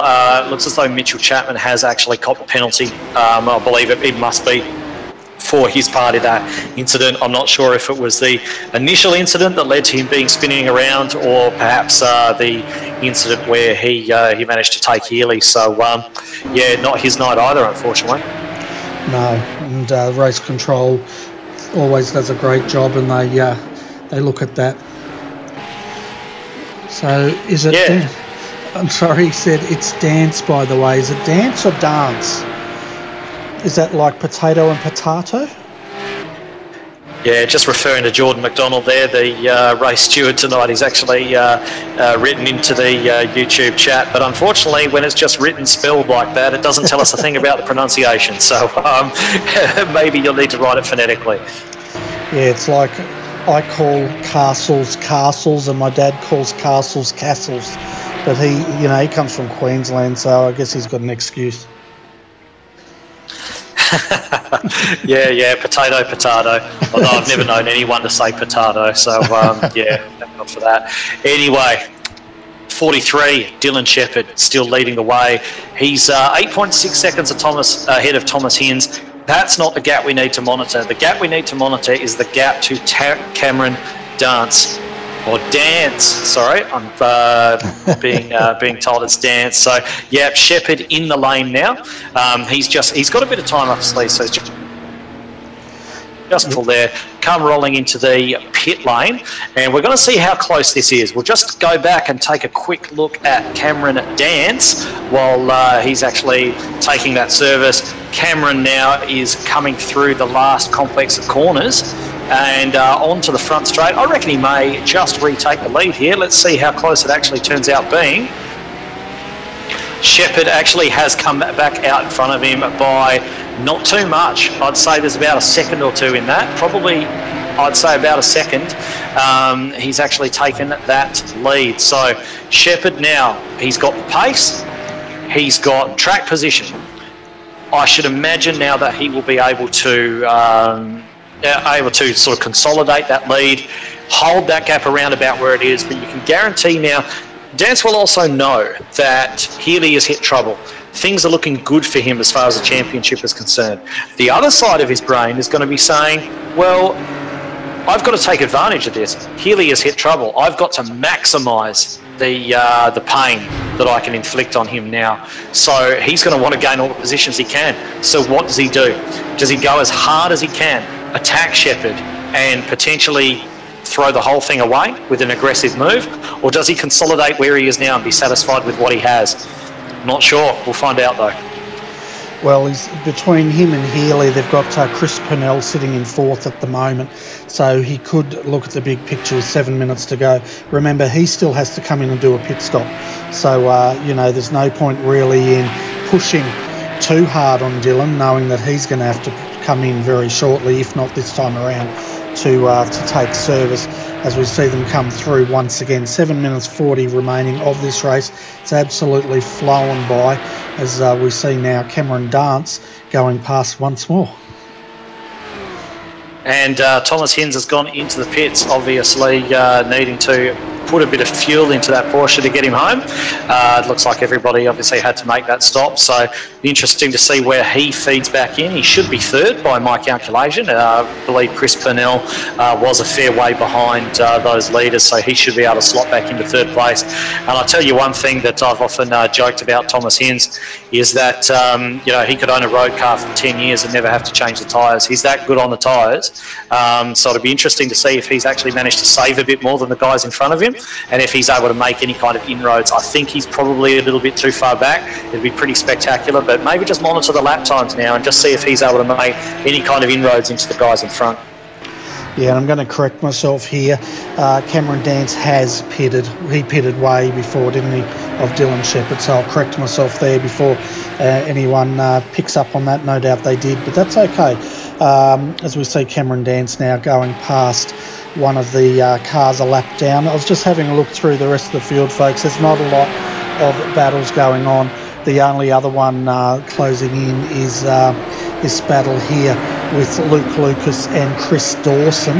They're going side by side here. Tom Freer right behind them. So You can see there, wow, they are going side by side into Hugenholtz, I think it's called, but at the moment, Will Barrington, Chris Dawson there battling it out. Now Luke Lucas, sorry, not Tom Freer, getting them confused here, is all over the back of these guys. Yeah, isn't this a good scrap? And it just shows race drivers, they don't really care where they are in the field. They just want to have a good scrap with somebody, and these guys have found one. The other little side battle that I'm sort of watching, not too much of a battle yet, I'm just wondering if Michael Healy's going to be making any time on Chris Purnell. There's 5 minutes to go in this race, and he's about 6 seconds behind, but had a lot of pace. As we just see, I believe it's Barrington running a little bit wide, but gathering that up, no, it just looks as though I believe it was Chris Dawson, isn't it, that's managed to get him back. But they're running side by side again. They're both sticking to their own side of the track. They're giving each other plenty of space. And now they're both looking to fight over the best line coming into the chicane. And it looks as though Dawson's actually won that. And Lucas has made the spot on Barrington as well. So I wonder if they'll stay as close as they were. Or they may look to spread out now. It doesn't look as though Barrington's willing to let that one go. And is still trying to, as he just snatches his wheel, front tyre, sorry, just coming into that particular turn and trying to climb back onto the back of Luke Lucas.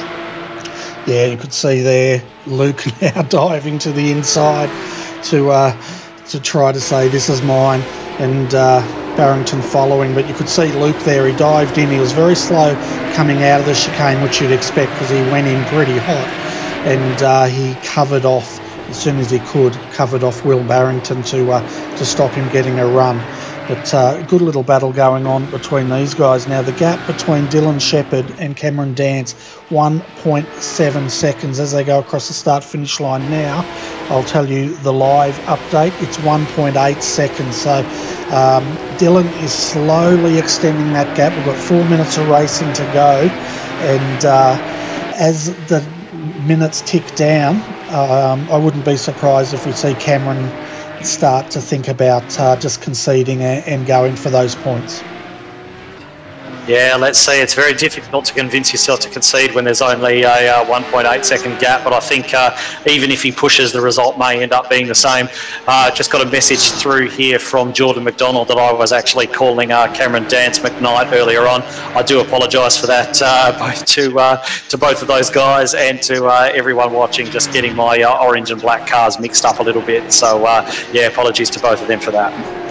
Yeah, one of the viewers wanted to know who's actually leading the race. Well, let's go through your top 10 now, folks. Dylan Shepherd, he is leading over Cameron Dance by 1.8 seconds. Sitting in third at the moment is Thomas Hinds. He's 7.5 seconds down from second place, 9.4 seconds down from the lead. Chris Purnell, he's sitting in fourth position. Fifth is Michael Healy. Sixth position is Richard Skender.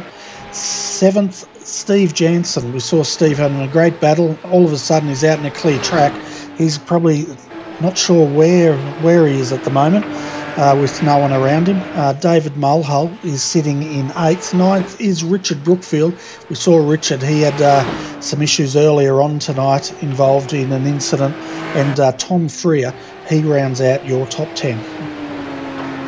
I'll tell you what, Dylan Shepherd just made a bit of came on the front straight. He's just run a bit wide onto the grass. He's still pushing very hard. He's obviously not content with the gap he's got. He's obviously believes that Cameron Dance is still a threat. He's coming up to lap some traffic now as well, which is always a big headache when you're fighting for the lead, especially in the closing stages of the race like this is at the moment. And Shepherd can't really be comfortable yet. He's got the pace, he's been the fastest guy all night, but he can't be comfortable. He doesn't look comfortable. He's pushing very hard still. He's flashing his lights at this guy in front. He's really going to want him to move. He does move. He's made his life pretty easy there, jumping down the inside. I'd say that he's looking very good. There's only 30 seconds to go. It remains to be seen whether we're going to get another lap out of this. There may well be, but he's going to have to be on his game. He can't afford to make any mistakes because Cameron Dance will be there to pick up on any mistakes that he may make.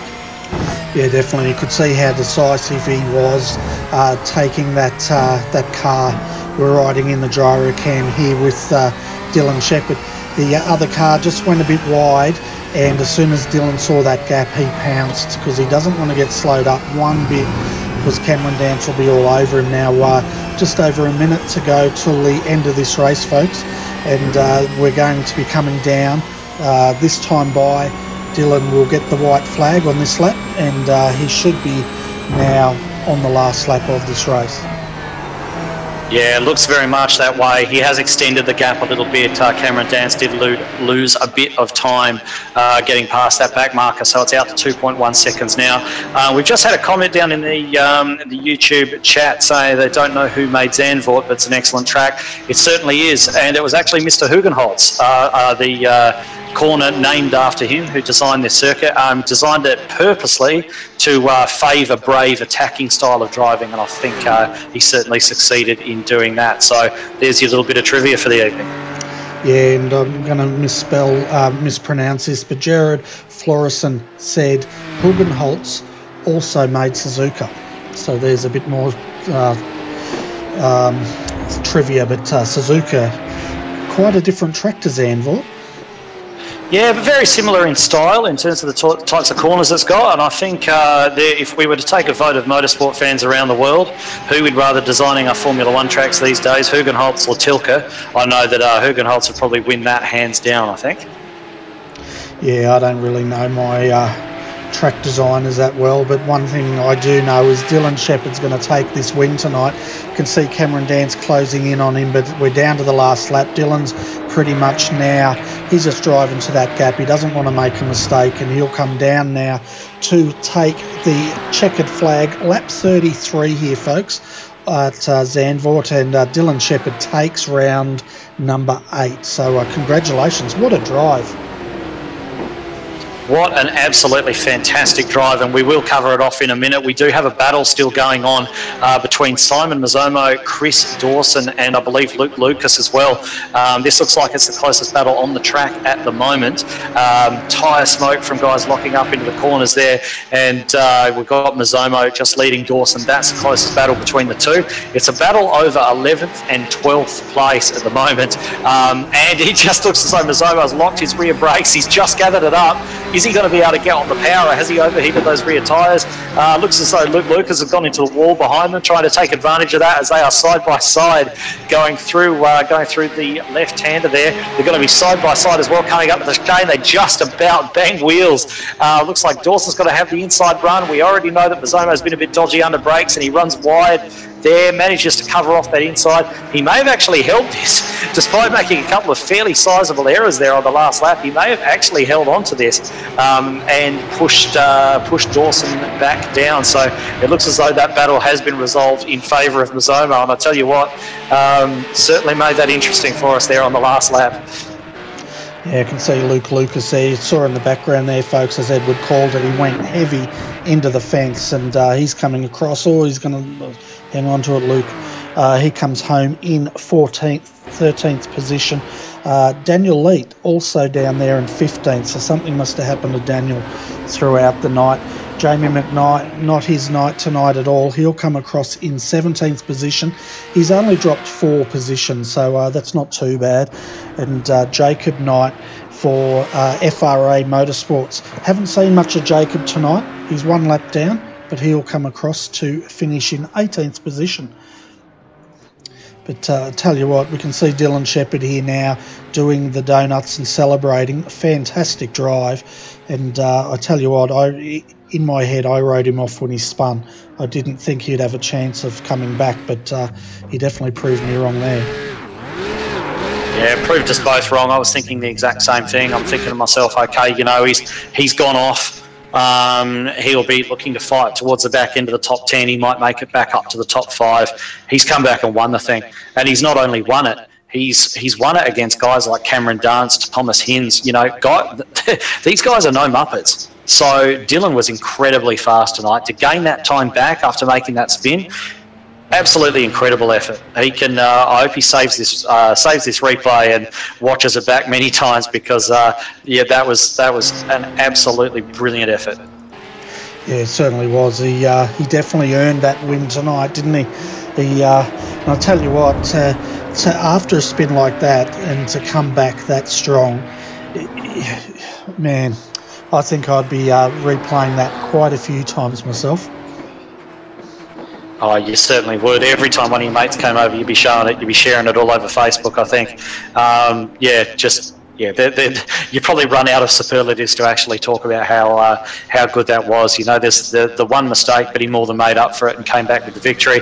Cameron Dance did exactly what he had to do as well. As soon as his chief rival, Michael Healy, hit trouble, he really maximised what he was capable of tonight. I don't think if he pushed on any harder, he would have gotten any better result. I think second was his maximum tonight. He got second. There's nothing worse than finishing below your potential, so he's done that, and he's got a handy points lead now going in over Michael Healy. Yeah, definitely, and I can see Daniel now just coming in, and let's go through the full race results here, folks, so you can see where your favourite driver finished this evening. So well done to Dylan Checkered, up one position from where he started. He led 14 of those laps tonight. Cameron Dance comes home in second. He led the other 15. Thomas Hinds finishes in third position. Chris Purnell, great drive by Chris to come home in fourth. Michael Healy finishes in fifth. Richard Skender, he comes home in sixth, up 5 positions. Another good drive to Steve Jansen to come home in seventh. Eighth position, David Mulhall. Ninth, Richard Brookfield. Tom Freer, he finishes in 10th position. Up 7 positions, Simon Mazzomo to come home in 11. He's the biggest mover so far. Chris Dawson finishes in 12th. Home in 13th is Brett Douglas. Luke Lucas finishes in 14th after that last lap spin. Daniel Leet comes home in 15th. 16th was Lacis Leonage, 17th Jamie McKnight. Coming home in 18th is Jacob Knight, and then Alex Schuler settles in 19th. 20th position, Tim Weston. 21st, Will Barrington. He was carrying a little bit of damage there as well. James McKee finishes in 22nd, up 9 positions, so he's the new mover, folks. What a drive that was. We didn't see anything of James tonight, unfortunately. Taylor Oakes finishes in, if you're wondering why I'm pausing, folks, it is because I'm trying to find the right button. Taylor Oakes finishes in 23rd. 24th is Shane Findlay. Home in 25th is Mitchell Chapman. Then Matthew Clowett had a bit of a rough night tonight. He drops 12 positions to finish in 26th. 27th is Mick Wilson. Lachmal Leonage comes home in 28th. Harry Inwood and Mike Boost, 29th and 30th, both dropping 19 positions, and they would have retired. They were involved in that first big hit that we saw that brought out the safety car on lap 1. Yeah, and what a race it was. That hour just absolutely flew by. I cannot believe that was an hour-long race, because there was, as we predicted at the beginning, there was action everywhere. There were these packs of cars that built up in various spots around the track, and never a dull moment. What an absolutely brilliant race, and Dylan Checkered sitting supreme above them all. So, can't wait to get stuck into these interviews and find out how it looked from the driver's seats. Yeah, definitely. We're going to start the interviews, folks, from third, and we're going to work our way up to first. So that sounds right, doesn't it? Give the winner the last interview. Why not? Sounds good. Let's get into it. All right. So our first, sorry, I had to find the right button again. Found it. Wrong button. Okay, our first interview will be with Thomas Hinds, and we'll have a chat with him. Did you want to start the interviews, Edward? No problem at all. Rest. Thomas Hinds, third place. You can drive absolutely anything, mate. Third place in these, up the front in the stock cars. Mate, is there anything you can't drive? I'm not that crash hot in GT3s, I don't think, compared to a lot of other people around what I've got rating-wise anyway. Not very good on dirt oval, rallycross I'm not very good at, so there's definitely things I'm not too good at, but yeah, no, road stuff, I guess I just do enough of it that, you can't jump into things and you go alright, so, yeah, it was, better than expected. I kind of jumped in pretty late, basically started quali because I was up and doing, obviously, Scott's pre-qual, so jumped in, just thought I'd have a good time, and, if I can get a top 5 something, that'd be cool, and, come with the podium is a, lovely little surprise. And there was a point sort of around about mid-race where you'd sort of caught onto the back of Michael Healy and looked as though you were getting held up a little bit. And then Dylan Shepherd came through recovering from that spin, and he was putting all that pressure on you from behind. What were your thoughts at that stage? I mean, did you entertain thoughts of getting past Healy and challenging for the win? Were you more worried about Shepherd? How were you sort of managing that situation?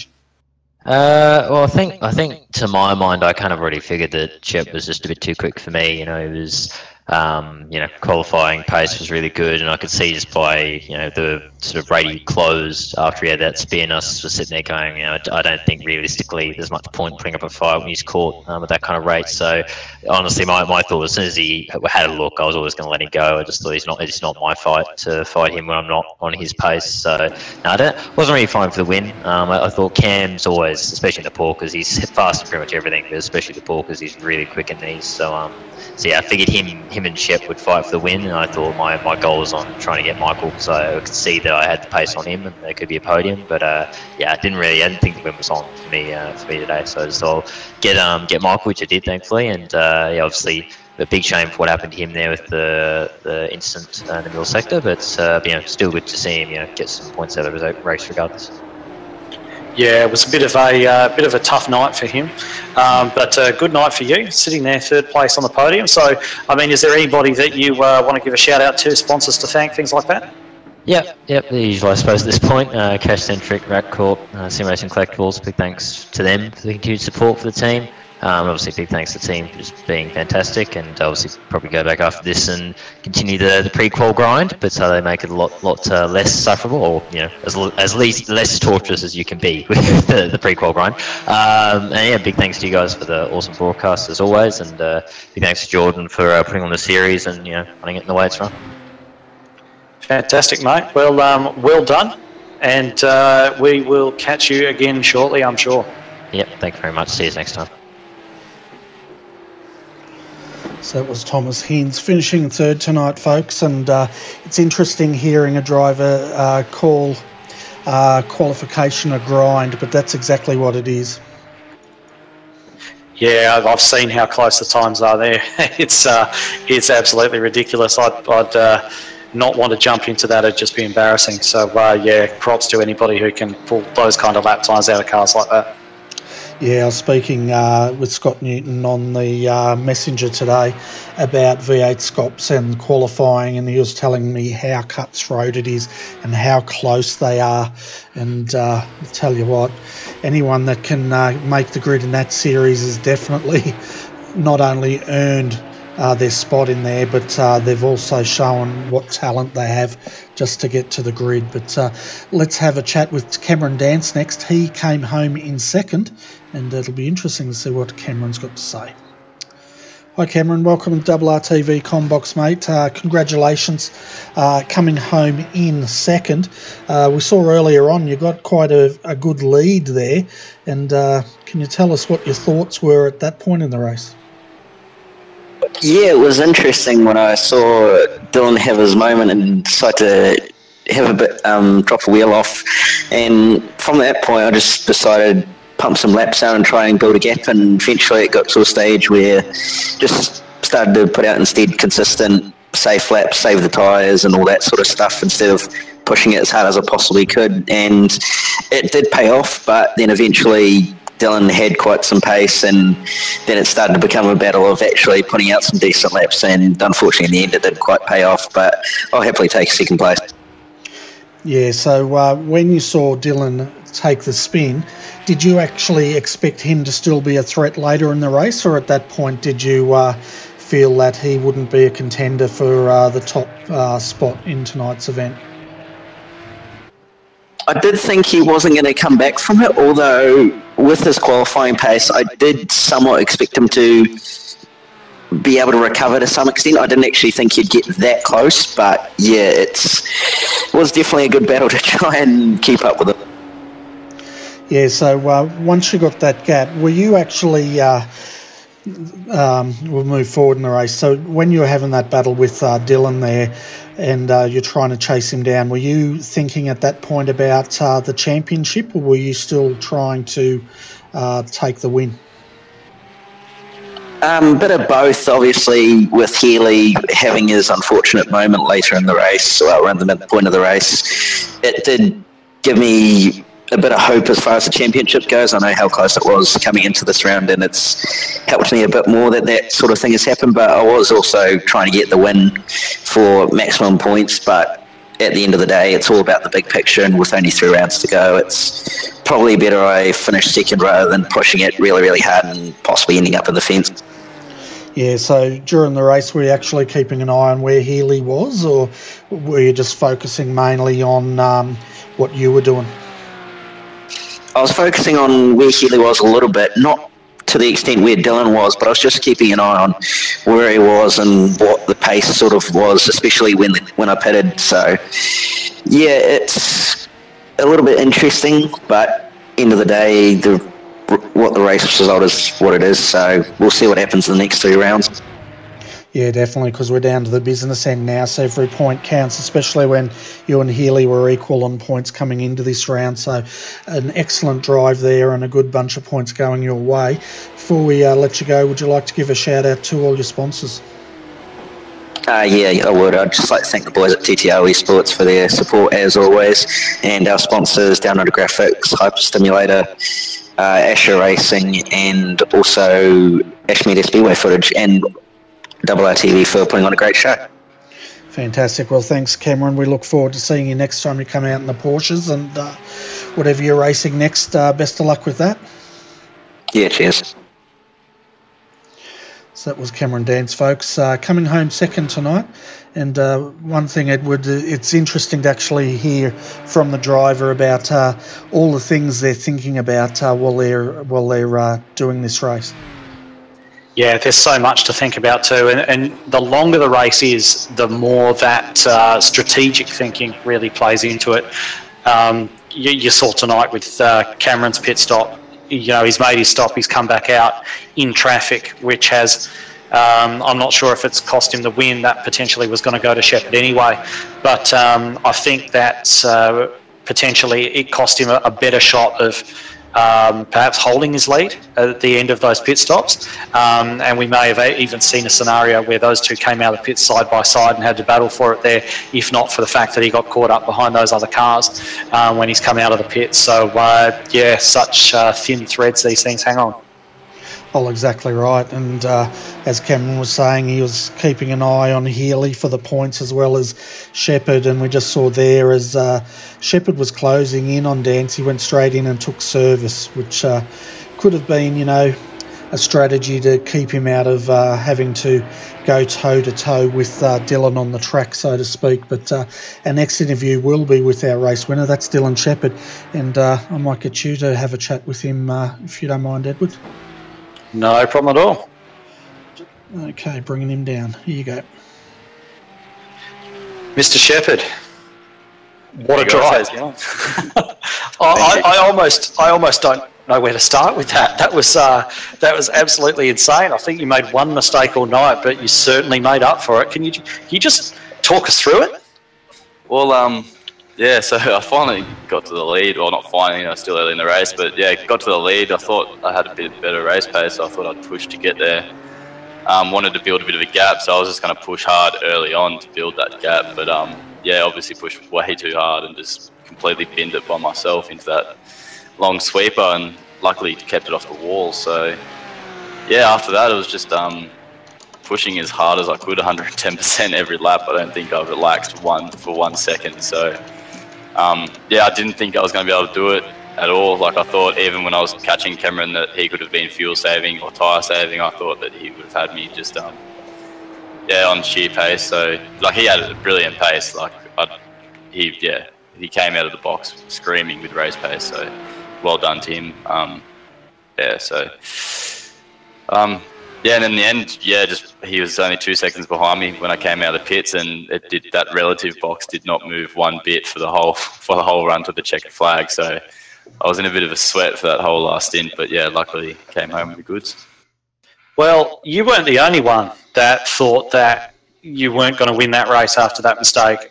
Bernie and I both thought that you were out of the running. Cameron thought you were out of the running. I don't think anybody thought that you were going to come back and win that thing. And when you came back on, and it's clear you were sort of gaining on that battle that was in front of you between Healy and Hinz. And at that stage, it started to look as though, potentially you had the pace to actually make something of this. And we could see that you were basically just hitting qualifying laps from that point onwards. And after you managed to clear Healy and Hinz, the gap to Cameron Dance came down so quickly. We couldn't believe how quickly that came down. So is that the point that you were kind of thinking, perhaps he was tyre or fuel saving or something like that, because you're just gaining on him so fast? Yeah, 100%. Like, one thing with the Porsche that I've learned over the last couple of seasons is, like, it hates draft. Like, you need to be at Monza or something for the draft to be really profitable. So when I was up behind Healy and Hinz, it was so hard to drive, like, just understeering everywhere in the aero wash. So once I got past them, then the car felt good again, and that's when I was really able to start pushing qualifying laps, as you said. But yeah, even then, like as I said, like you got to, when you look at it, there's a 3 or 4 second gap there. That's a 4 second buffer for him. He can save even just 0.1 a litre a lap to help him on fuel, and just save that 2% on tyres a lap, and have it really at the end, which is probably why he was so quick at the end as well. He probably did have a bit of tyre over me. So like there was no point where I could think I could relax, because if I gave him any margin to catch or to extend a lead, that was, in the end, that's what he was going to have over me. So it just had to be 110% the whole way. It couldn't be relaxed, because Cameron's a hard, very smart racer as well. So yeah, he would have had me any day of the week. Well, he didn't have you tonight, mate, because that was absolutely just, apart from that first mistake, obviously, which you then had to recover from, it was absolutely perfectly judged, and I'm almost grateful you did make that mistake, because you put on a hell of a show coming back for that. So did you want to give a shout out to the team and sponsors, mate? Yeah, I will, but firstly, obviously you guys, like, even if someone puts on a show like that, no one gets to see it without you boys behind the scenes putting it on. So first of all, thanks to you guys for broadcasting. It's awesome to come back and watch it. So yeah, first of all, you guys, and yeah, the team, One Performance Racing, Fast Carts Racing Developments, and Night Rider Designs for all their help. And yeah, just looking forward to the next few rounds.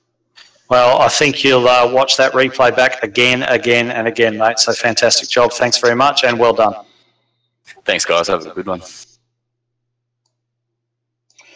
So that was your race winner tonight, Dylan Checkered, and probably the comeback of the season, or one that I've seen this year on any of the categories. So that was an absolutely awesome drive. One thing though, Edward, before we get to Daniel, if he hadn't have spun, how big do you reckon that lead could have been at the end of it? Oh, well, it could have been huge, but it probably wouldn't have been, given the fact he wouldn't have had to push to the limit the way that he did to recover like that. So I'm just absolutely blown away by that drive. It was something that you don't see too often, especially against the quality of the opposition that he was up against. These are absolutely top level guys in these cars. And especially those guys that run at the front, they're the best in this country, the best in the region in driving these cars. And Dylan smacked him. He came from down in 5th place to recover and come up and pass people of the caliber of Cameron Dance, and bring that gap back and then come out in the lead and win the race. It was incredible to watch. It really was. Yeah, and not only was it an incredible drive, but it was a battle of the pits in the end, wasn't it? Because as Dylan was closing in on Cameron, we saw Cameron take his stop. Dylan then pushed on and took his stop later to take the lead. So they really overtook each other on the track when they were hot lapping, not getting into a battle between those two cars. So that was pretty good.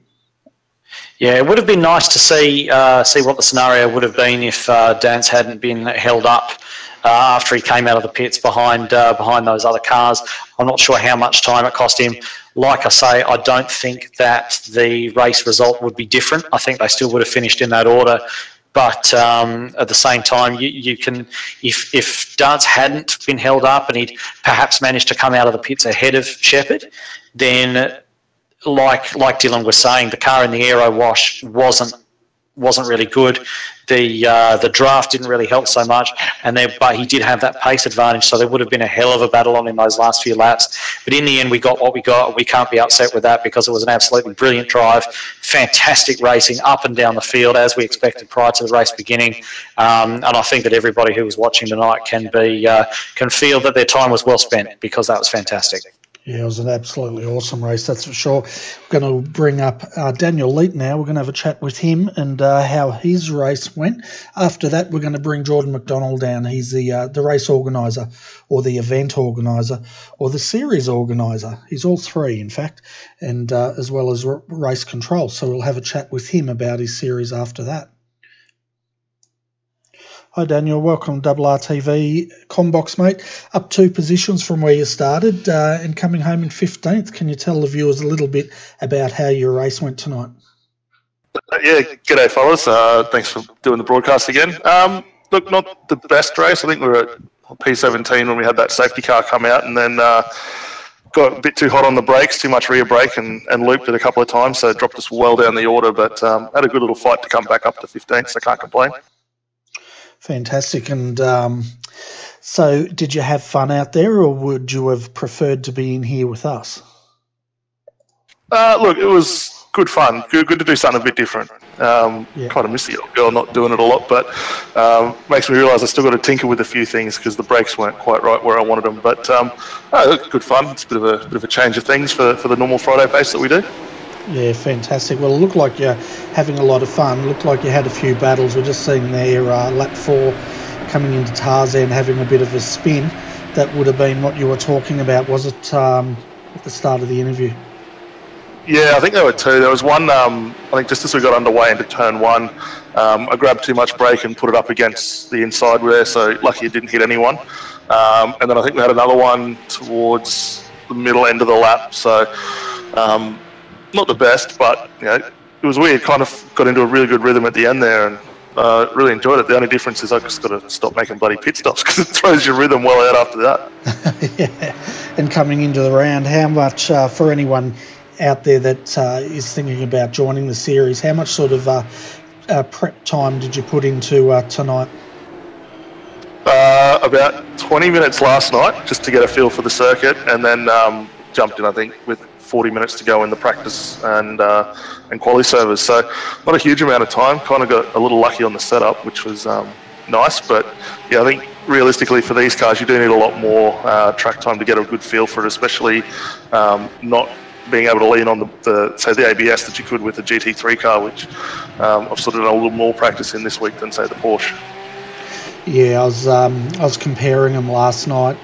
I did some laps in the Porsche and then the Ferrari and the V8 supercar, and I think I really like the ABS on the GT3s. I think I take them for granted. Jump in the Porsche and especially the V8 supercar, and you really start missing those sort of devices, don't you?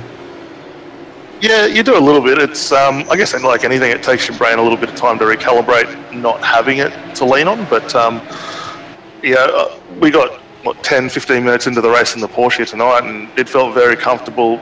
The amount of brake locking's really reduced a lot, which is nice. And then obviously, traditionally we have the V8s come on a bit after this, and I think for the guys that run this Porsche car now, not having those ABS facilities really gives them a good advantage going from the Porsche Cup to the V8, where again you don't have those aids. So it's a good learner car for the guys that want to sort of push up into those the V8s later on in life. Yeah, exactly right. And I think Thomas was saying the same sort of thing, that these cars are very good as a stepping stone if you want to get into the V8 supercars. Get in one of these and campaign them, and then go up in the V8 supercar, and you'll find that step a lot easier. But some people just get in these cars and they just absolutely love them. I know I do. I can't drive them, but I enjoy trying to. Yeah, look, I'm probably very similar to you. It's a fun car to drive. It's very forgiving. You can slide it a lot. And I'm sure you guys got some good footage tonight of the guys coming out the left-hander before you go through the back chicane there, where the guys will have it crossed up on exit and the car just hooks up and goes. So you compare that to some of the other cars where it gets very tail happy. This thing's a lot of fun to drive, and for the guys that don't have a lot of time to put into it, it's very easy to pick up and get on with. Yeah, definitely. So before we let you go, what else have you got lined up in your motor racing calendar? I've penned in the SRA race tomorrow night, which I saw you guys mentioned at the start of the broadcast. So that'll be a bit of fun for the GT3s. I think we're going to be a bit of trouble with the Audi tonight, or tomorrow night, but it's a good lot of fun, and I'm sure the speed's going to be pretty quick. The race last year was really good there as well. I think you and I called that one as well, so that was a lot of fun. But yeah, other than that, we'll probably get back into it and come back for the V8s next week. Fantastic. Well, I'll definitely be looking forward to that. So, Daniel, before we let you go, do you want to give a shout out to all your sponsors that helped get that car on the grid tonight? Yeah, sure, we'll do. So we got Penrod on board. Big thanks to them for linking up with Stealth Sim Sport as a brand ambassador for them. So first year out for them, so a lot of appreciation there. We got Pagnium Imports on the car as well, which have been with us for a few seasons now. On the go sporting attire, so they do shirts and a lot of that sort of gear as well. And yourselves, we got RRTV on the car as well, so you guys put in a lot of effort. With us, obviously helped the V8 series that Nick Hauser and the boys put on for AOSC. So a lot of appreciation there, and yeah, thanks a lot, guys. Fantastic. Well, thanks for popping in, mate, and well done on your drive tonight. Yeah, cheers, mate, and we'll catch up with you again tomorrow night, no doubt. Yep, no doubt. See ya.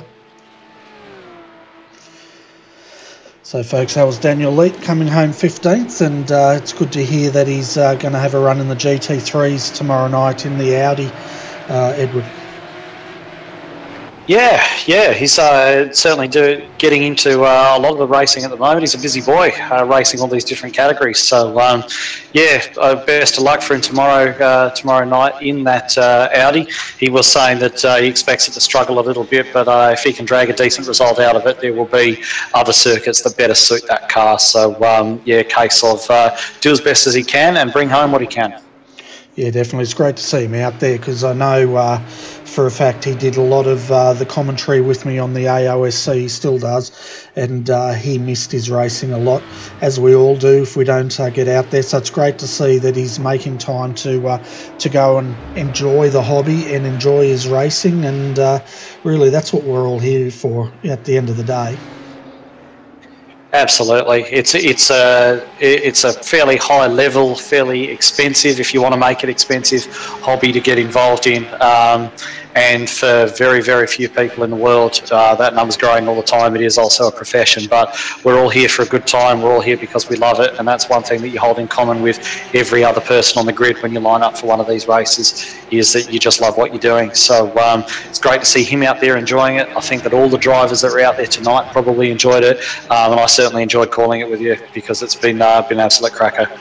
Certainly has. Let's bring Jordan McDonald down, the series organiser, the race control. Let's see how much he enjoyed tonight. Sorry to hurt the feeling. Hey, Jordan. Sorry, mate. Hi. Yeah, welcome to the Combox, buddy. Sorry to jump in there. We just thought we'd bring you down and congratulate you on an awesome series. I tell you what, tonight's race was an absolute cracker, wasn't it?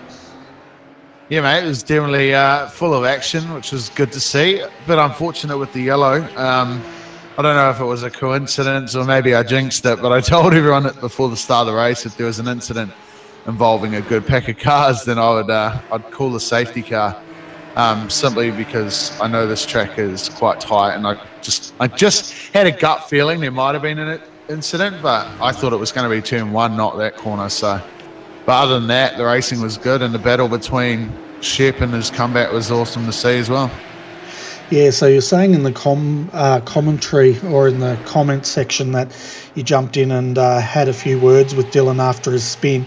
Can you tell us what you said, and was it clean, or was there expletives from Dylan at that point? Oh, I mean, I didn't jump into a voice chat with him. I just PM'd him and I said, unlucky, head down, you can do it, basically. And he told me after the race is what he wanted to hear. So, I mean, you know, being a driver myself, when you make a mistake and you've just got the lead, it can throw you right out. You know, your mindset can change quite quickly. And I know Shep had a good pace, and gut feeling, I knew he had, you know, he could have won it. So, and he did. So that was good.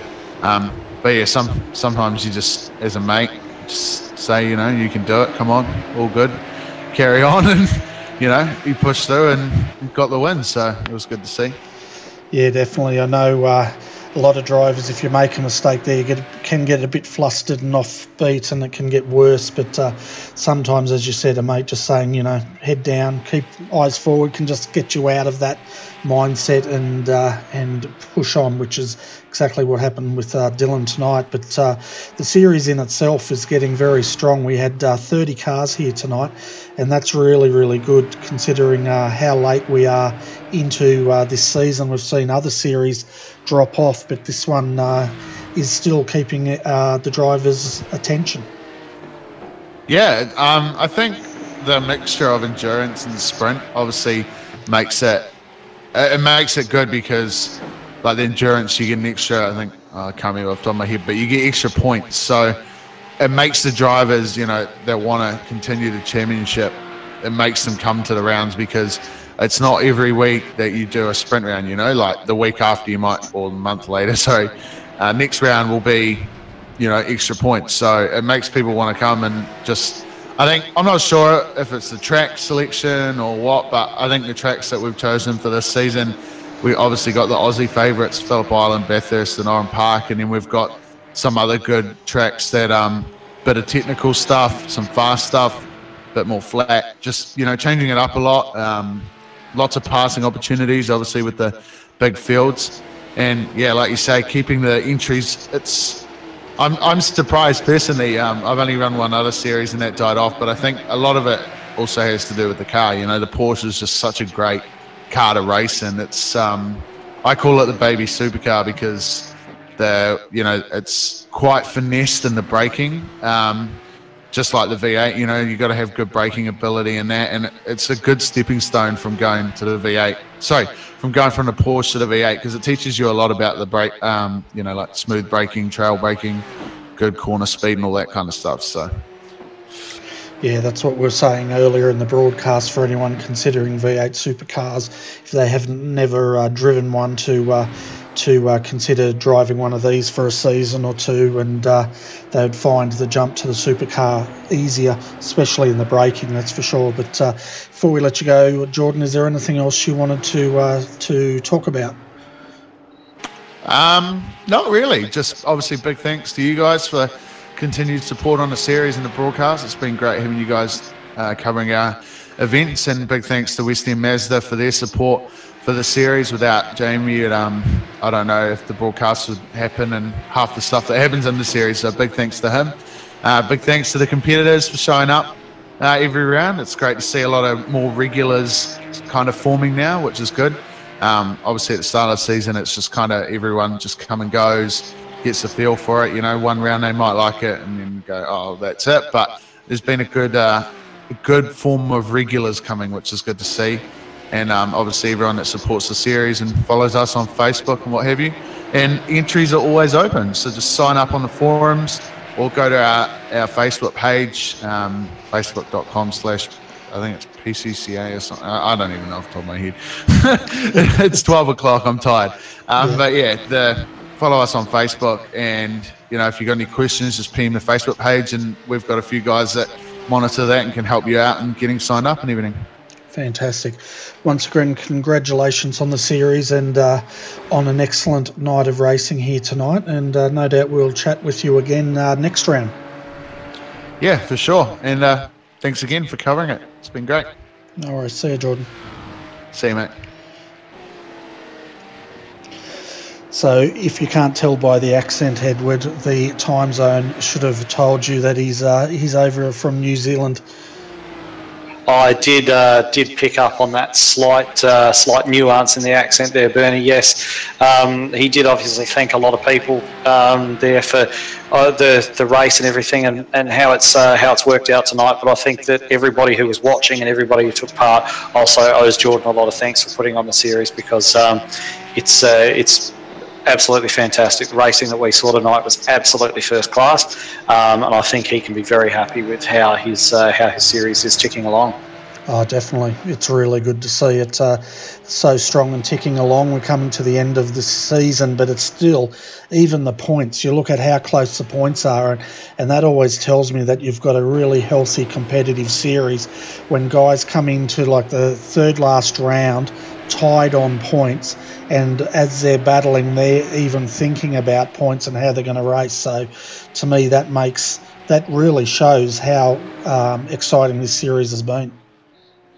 And that's one thing that you tend not to find that often in sim racing, because I don't know if this is the case, but you don't have obviously random mechanical failures and things that go on that sort of afflict everybody. It seems to be in sim racing, if you're going to have a mechanical failure, it's more related to your particular hardware, your wheel or your PC or something of that nature. But in each sim racing series that you tend to see, there's often one sort of dominant guy and a great battle going on behind him, and you see that a lot in various leagues that take place. But this one's just so tight at the top. There's a lot of quality here.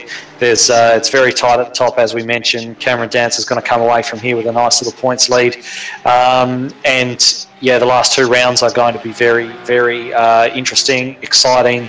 And I think anybody who watched tonight is going to want to watch those next two as well, because nobody knows how this is going to turn out. Oh, exactly right. And yeah, so looking at the week ahead, folks, this pretty much brings us to the end of tonight's telecast. But if you like your GT3 action, come back tomorrow night at 10 p.m. GMT plus 10. For those of you watching on iRacing Live, it won't be featured on iRacing Live, but you can come over to our YouTube channel, youtube.com/RRTV Live, and you can join in the conversation there. But it'll also be on Twitch and Facebook for those viewing on those platforms, as well as Periscope, of course. But as always, Edward, it's always a pleasure having you up here, mate, and I think this is only the third time you've done it, but you're attacking it like a pro, man. Yeah, when I'm not calling Cameron Dance McKnight. Apart from that, it's one of those. It makes it easy when there's so many good things happening out there on the track. And with most of the races that I've had the pleasure of calling with you have turned out to be absolutely brilliant. This one was absolutely no exception at all. So yeah, I would have been watching it glued to the screen and probably talking to myself. So this way, everybody else got to hear my nonsensical ramblings as well. So. Yeah, it's far more enjoyable when you can watch a race from this perspective and add your comments to it than sitting at home. I know when I watch motor racing on the lounge, I'm normally yelling at the TV, but no one hears me anyway. Yeah, my girlfriend always tells me, they can't hear you, and I'm convinced they can if I yell loud enough, but nobody reacts as yet. No, that's right. My neighbours do, but that's not the reaction I'm looking for. But anyway, Edward, thanks so much for coming in tonight and commentating the Porsche Carrera Cup with me. It's, as always, been an absolute pleasure. I'm looking forward to seeing how you go next Thursday night for the Xfinity race. Where are we going for that? I believe we are at Dover. Okay. So that'll be Dover, and that will be on iRacing Live, folks. So tune in next Thursday night for the ANSCAR racing. If you like your NASCAR action, definitely tune in. If you missed last night's race, go back and watch it because it was a good race. It was fun, and pretty good result too in the end. Yeah, some bloke won it. Who was it? Number 53, the bad boy of ANSCAR. Oh, it was you. Well done. I knew I was going to be able to slide that into this broadcast somewhere, and I waited until the very end after everybody else is tired of listening to us and switched off. So managed to horn that in somewhere. Yeah, no, that was an awesome drive by you. I think you're saying it was the first win since a very long time. Yeah, first win in Thunder. So there was another win last season in the K&N series that we also run on Anscar. But yeah, first win in Thunder, first win for my Riley Curtis Designs Motorsports team as well. So yeah, big night for all of us. So we'll be looking to we had first pole the week before, first win this week. So we're looking to carry that momentum through for the rest of the season. But it's not about us tonight. It's about these awesome Porsches that we had. Treated to an excellent show. Yeah, like I say, I'm hooked on this series. After looking at that tonight, absolutely hooked on it. And regardless of in what capacity I'll be viewing it, I will be viewing the last 2 rounds. Yeah, fantastic. So we should also, before we go, congratulate the podium. The win tonight went to Dylan Shepherd. Second, Cameron Dance. Third was Thomas Hinz. So that's your podium for tonight. Thank you to everyone who tuned in this evening, no matter where you were in the world. I hope you enjoyed our coverage of the RRTV, coverage of the West End Mazda Porsche Carrera Cup. And as I said, if you can join us tomorrow night, that would be fantastic. If not, have a great weekend, and we look forward to your company very soon. On behalf of Edward Foster and Bernie Weemers, thanks for tuning in, and we'll catch you again soon. Good night.